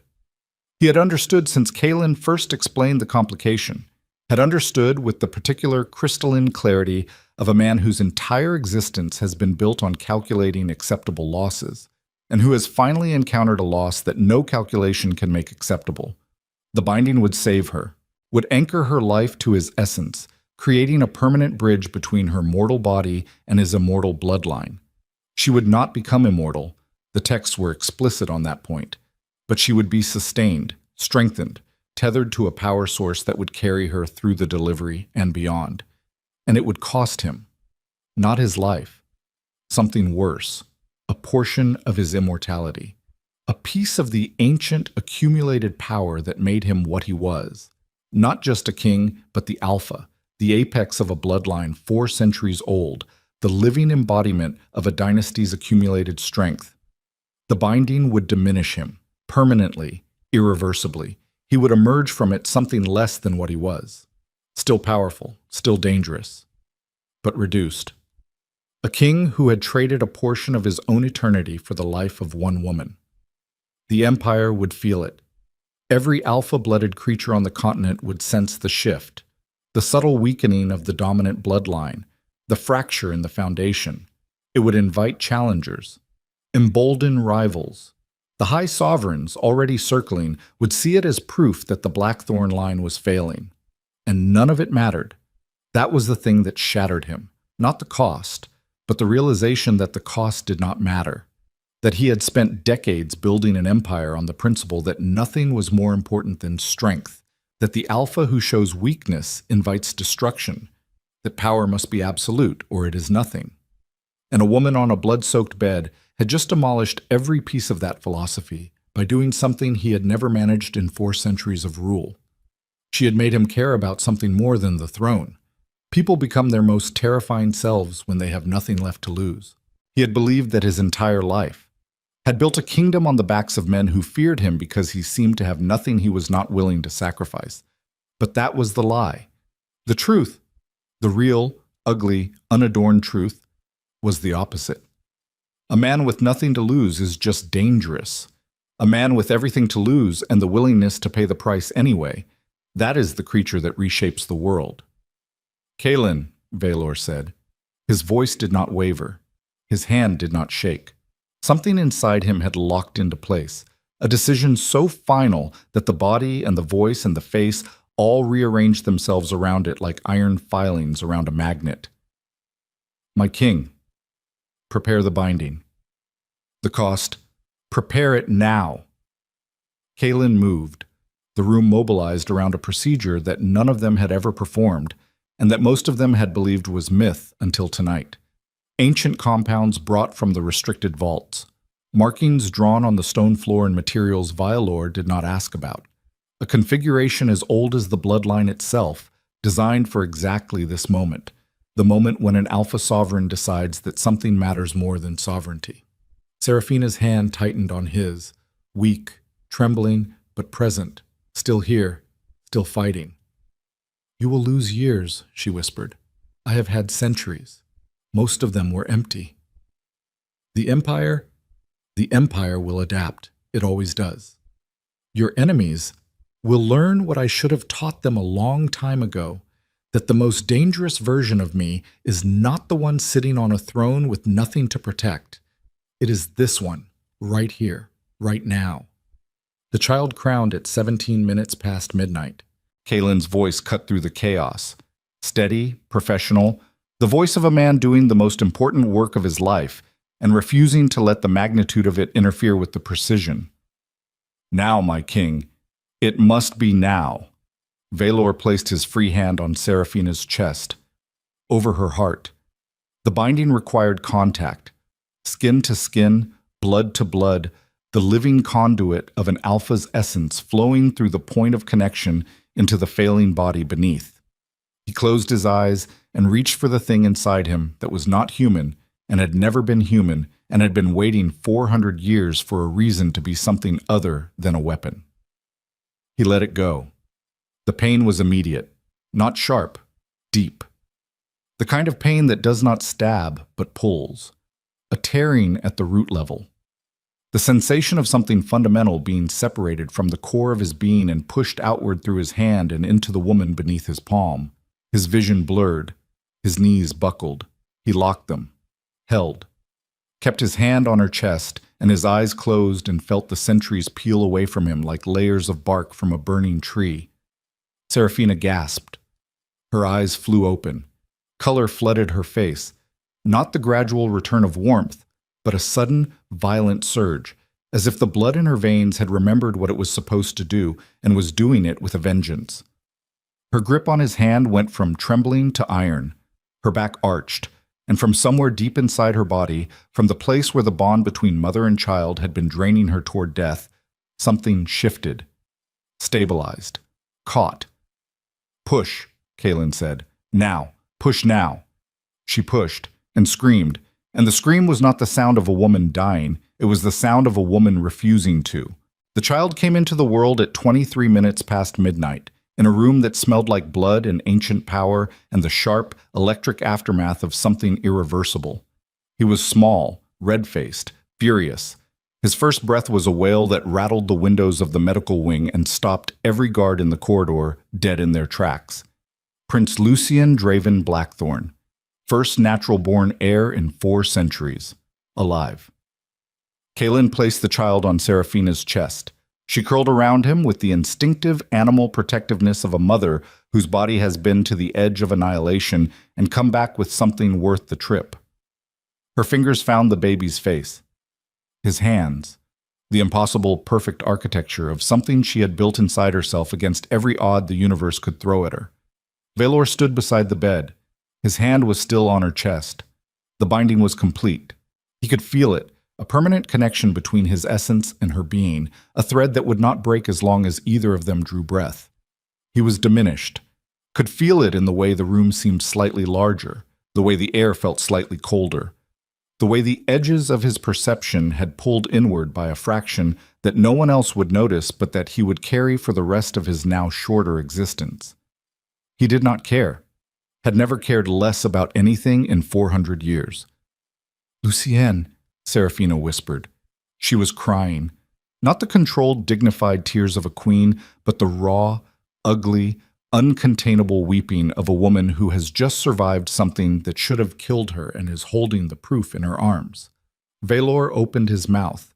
To say what, he did not know. Something. Anything. The first honest thing that had come out of his mouth in decades. The door to the medical wing exploded inward. Not open, not forced. Exploded, blown off its hinges by a concussive force that sent Kaelin sprawling and cracked the stone wall on either side of the frame. Dust and debris filled the air. The guards in the corridor were down, not dead, but disabled, their bodies crumpled against the walls with the boneless precision of people who had been neutralized by someone who knew exactly how much force to use. Morvena Ashcroft stood in the ruined doorway. Not in shackles, not in a silk nightgown, in full battle armor, black plate etched with symbols that pulsed with a dull, poisonous light. Her hair was pulled back, her face was clean, her eyes were steady, and in her hand she held a weapon that made every person in the room who recognized it stop breathing. The Sovereign's Lance, a relic from the High Sovereignty's restricted arsenal, a weapon designed for one purpose and one purpose only, the termination of an alpha bloodline. "The arrest was premature, my king," Morvena said. Her voice was calm, conversational, the voice of a woman who has been playing a longer game than anyone in the room realized, and who has just revealed that the piece everyone thought was captured was never off the board. "Thessaly's confession was useful. It confirmed what I needed to know, that you would commit everything to the purge, every guard, every asset, every ounce of attention and resource focused inward, on my network, on the arrests, leaving the one thing that actually mattered completely unprotected." She raised the lance. The symbols along its shaft flared, a sickly, amber luminescence that made the air taste like metal and made the hairs on Valor's arms stand straight. "The child," Morvena said. "Step away from the child." Valor stood between the lance and the bed where Seraphina lay with their son pressed against her chest, diminished, drained, having just surrendered a portion of the power that might have made the difference in this exact moment. And somewhere in the ruin of everything he had been, the invincible king, the untouchable alpha, the sovereign who had never needed anything because needing was weakness and weakness was death, something new stood up, something built from the wreckage, something that looked at the weapon pointed at his family and felt not fear, not rage, but the absolute diamond-hard certainty of a man who has already paid the highest price he knows how to pay and will not be moved by anything less. "Kaelin," he said without turning around, "take the queen and my son through the physician's passage. Now." "Valor!" Seraphina's voice, raw, wrecked, fierce. "Go! Take our son and go!" The lance hummed. Morvena smiled, and Valor Blackthorn, diminished, drained, running on the fumes of an immortality he had just given away, stepped forward into the space between the weapon and the door. The Sovereign's lance discharged, not a beam, not a projectile, a concussive wave of condensed power that distorted the air itself, bending light, cracking stone, turning the space between Morvena and Valor into something that was no longer empty but weaponized. The wave hit him center mass, and the impact was unlike anything he had absorbed in 4 centuries of violence. It was not force applied to the body, it was force applied to the bloodline. The lance had been engineered to attack the alpha essence at its root, to find the ancient, inherited architecture of power running through his veins and tear it apart strand by strand. He did not go down. His boots cracked the stone floor. His knees bent but did not break. The wave passed through him and he felt it shredding, pulling, ripping at the diminished reserves he had just emptied into Seraphina's chest. And he absorbed it the way a man absorbs a blow he cannot dodge, by taking the full weight, by letting it destroy what it was going to destroy, and protecting what remained behind the wreckage. Blood poured from his nose, his ears, the corners of his eyes, the capillaries closest to the surface rupturing under pressure that was never meant for a body already running on half its reserves. His vision went white, then red, then came back in fragments. The ruined doorway, the cracked walls, Morvena's face 20 feet away registering the first real surprise he had ever seen on it. She had expected him to fall. The lance was designed to drop a full-strength alpha. Against a king who had just surrendered a portion of his immortality, it should have been annihilation. It was not. Because the thing about stripping a man down to his foundations, taking his power, his certainty, his carefully maintained invincibility, is that sometimes you discover the foundations were stronger than everything built on top of them. Sometimes the man underneath the king is harder than the king ever was, not because of what he possesses, but because of what he has chosen to protect. Valor moved forward. 1 step, 2. Blood running down his face and his chest heaving and his hands empty of everything except intent. The lance hummed in Morvena's grip, recharging, building toward a second discharge that would finish what the first had started. She did not get the chance. He covered the distance in a burst that defied what his body should have been capable of. Not the supernatural speed of an alpha at full power, but something rawer, more desperate, the explosive expenditure of a man burning through his last reserves because there is nothing worth saving them for if the people behind him die. His hand closed around the shaft of the lance. The symbols seared his palm. He smelled his own flesh cooking, felt the skin blister and split. And he did not let go. He wrenched the weapon sideways with a motion that used his entire body as a lever, and the lance tore free from Morvena's grip and spun across the room and shattered against the far wall in a detonation of amber light that blew out every window in the medical wing. Morvena reached for the blade at her hip, fast, trained, the motion of a woman who had not climbed to the peak of the western reaches by relying on a single weapon. Valor caught her wrist, twisted. The blade clattered to the floor. He drove her backward, not with finesse, not with the calculated precision of a warrior, but with the brute, grinding, relentless force of a man who has nothing left except forward and will not stop until either he does or she does. Her back hit the stone wall. The impact cracked the masonry behind her. His hand found her throat, not squeezing, holding, pinning her against the wall with a grip that left exactly enough space for breathing and not one fraction more. "You aimed that weapon at my son." His voice was wrecked, barely human, the sound of something that had been civilized for 400 years and had just remembered what it was before the crown and the throne and the carefully maintained fiction of a king who rules by law instead of blood. Morvena's eyes were wide, not with fear. Morvena did not do fear, but with the recognition of a woman who has finally measured the things she has been provoking and understands that she miscalculated, not the power, the will. "You will not kill me," she said. Her voice was compressed by the hand on her throat, but steady, still calculating, still running the numbers even with her spine against cracked stone and an alpha's grip on her windpipe. "I am the only thing standing between you and the high sovereignty. Kill me and the western reaches declare independence. Kill me and the Second Legion fragments. Kill me and... You aimed that weapon at my son." The same words, the same tone, flat, final, as if the political calculations she was offering were a language he no longer spoke and could not be bothered to relearn. "Valor," Aldrich's voice. From the corridor. The old spymaster had arrived with a full security detail, late because the diversion Morvena had engineered to draw the palace guard to the west wing had worked exactly as designed. "Valor, we need her alive. The network, the high sovereignty connections. She is the only map we have." Valor's hand did not move. His eyes did not leave Morvena's face.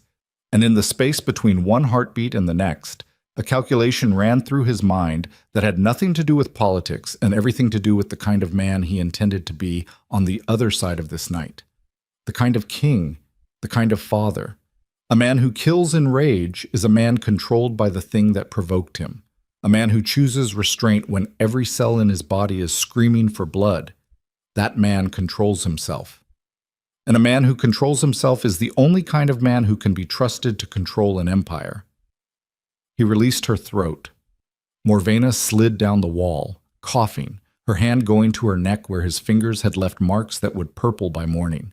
The security detail was on her in seconds. Real guards this time, Aldrich's people, vetted through channels that Thessaly had never touched. Irons on her wrists, irons on her ankles. The sovereign armor stripped piece by piece until she stood in nothing but the underlayer, diminished, contained, and for the first time since Valor had known her, silent. The lower hold, Aldrich said. Maximum isolation. No visitors. No communications. No one speaks to her without my direct authorization. They took her. The corridor swallowed her the way it had swallowed Thessaly hours before. Another piece removed from the board. Another threat neutralized. Another person who had mistaken proximity to power for possession of it and learned the difference in irons.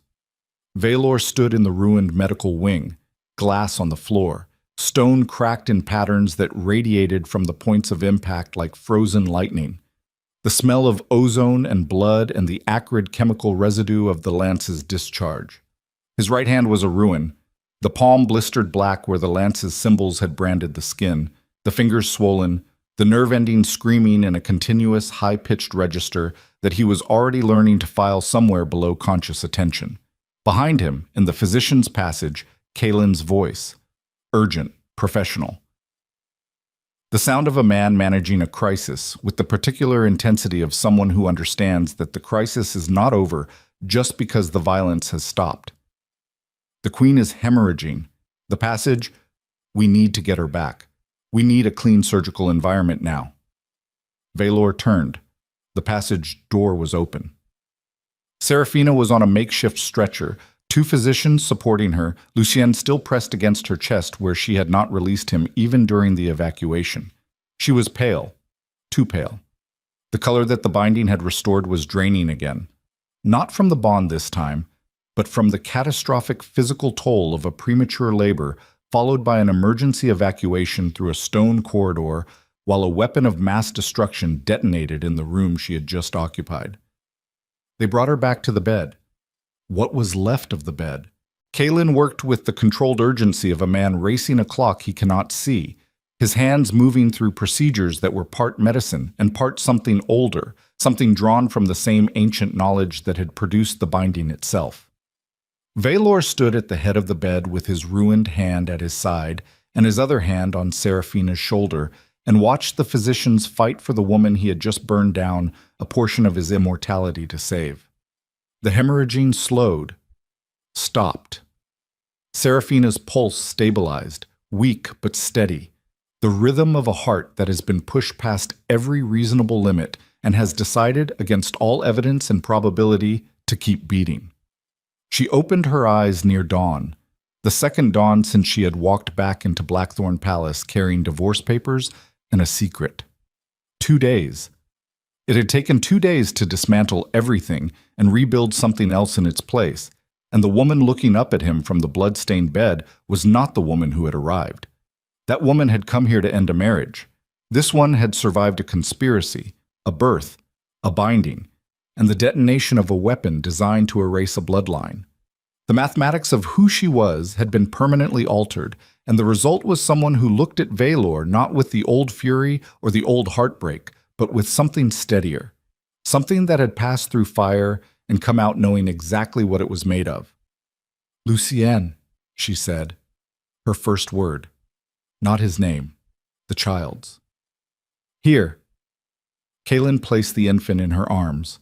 Lucienne was sleeping, deeply, peacefully, with the absolute indifference to catastrophe that only a newborn can maintain. His face was red, his fists were clenched.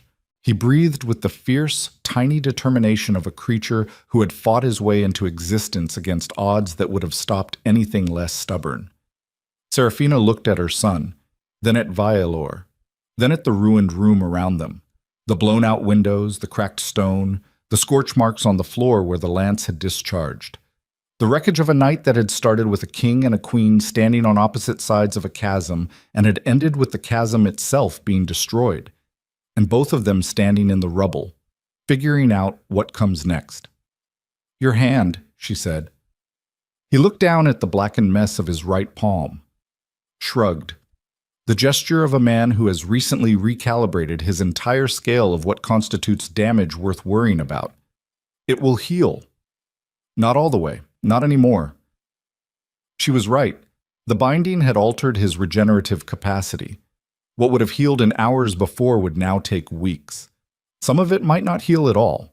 The brand on his palm, the pattern of the lance's symbols seared into the skin, would scar, permanently.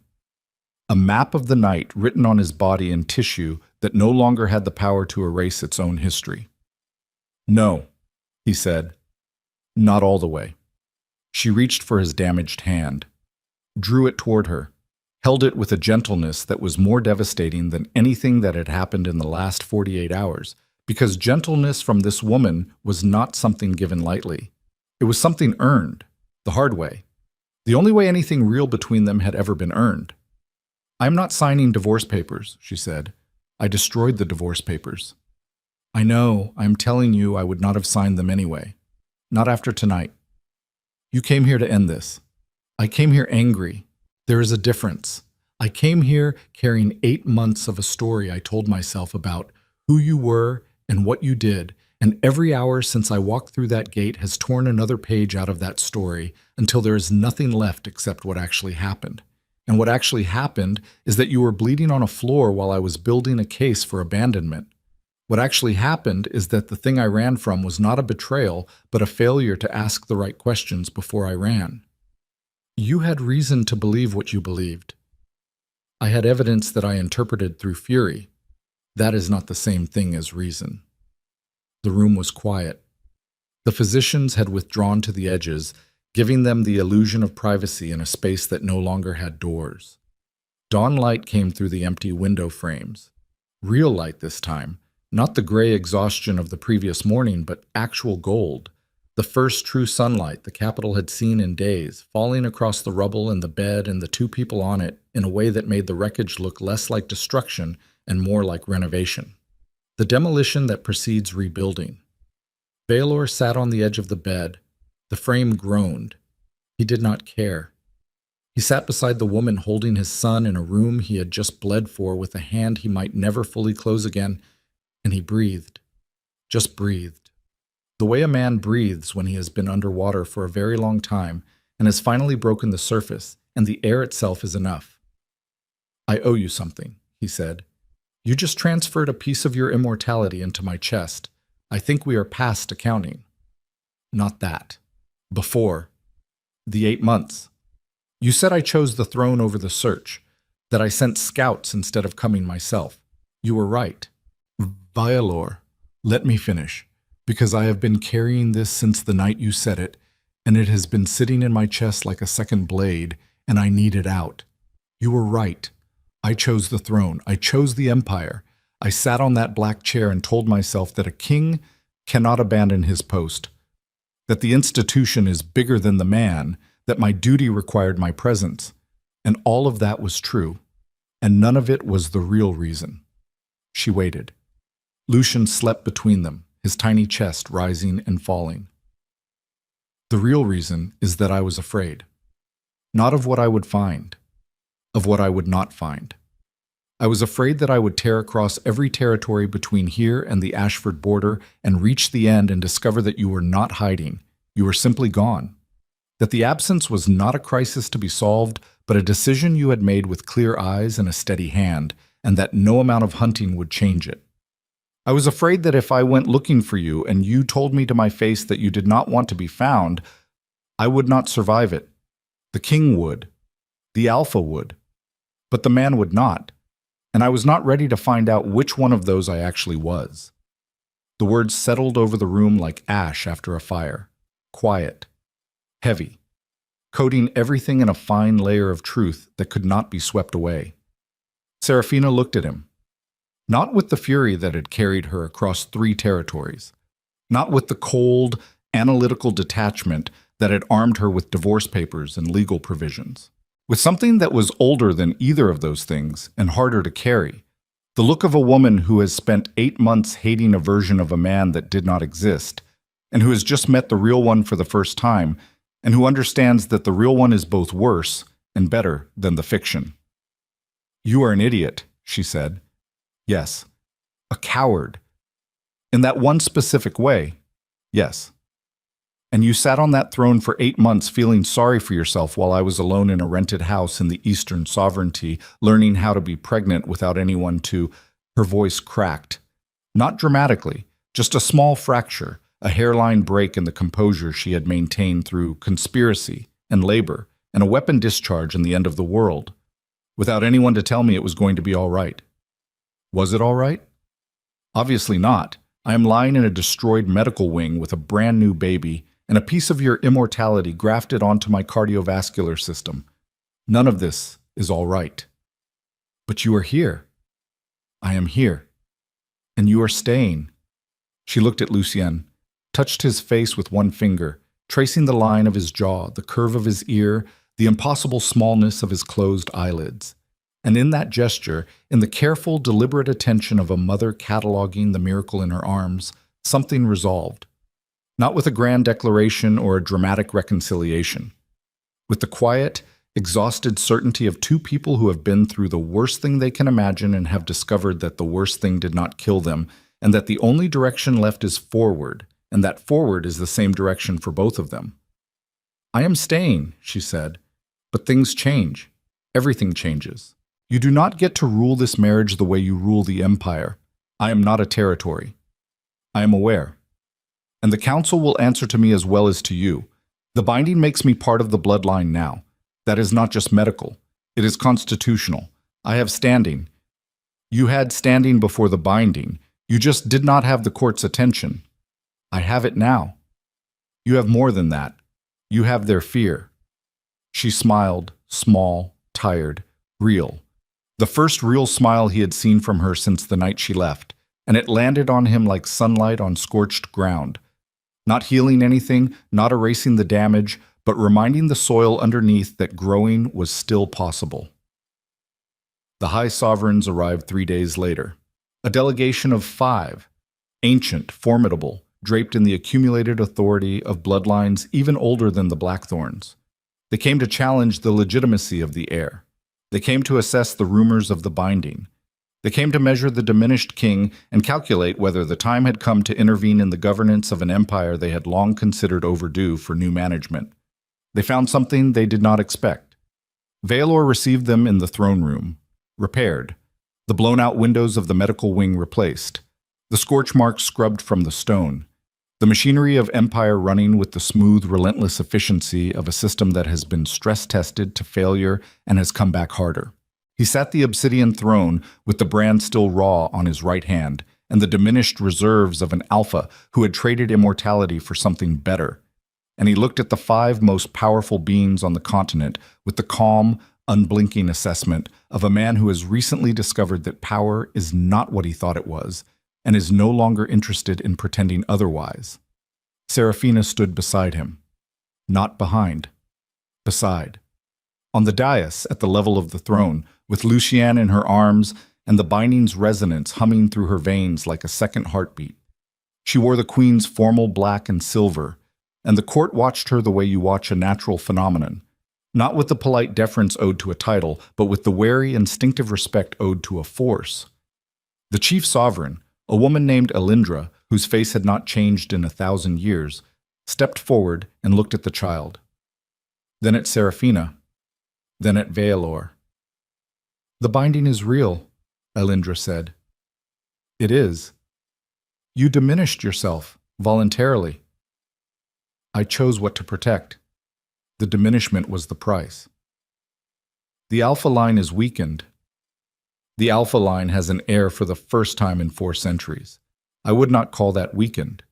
Elindra looked at Seraphina again, studied her with the penetrating, ageless attention of someone who has watched empires rise and fall and can read the trajectory of a dynasty in the posture of the people who lead it. The binding gives her standing in the bloodline. You understand what that means. It means the queen speaks with the authority of the throne. It means decisions require her voice. It means the empire that was governed by one is now governed by two. That is unprecedented. So is a natural-born heir. So is a king who chose to diminish himself. So is a queen who walked back into a palace she swore she would never see again and held the future of the dynasty together while a weapon designed to end it detonated around her. We are in unprecedented territory, Sovereign Elindra.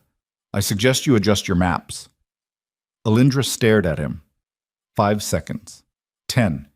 Then she looked at Seraphina and asked the question that the entire supernatural world had been waiting to hear answered. Do you claim this authority, Queen Seraphina?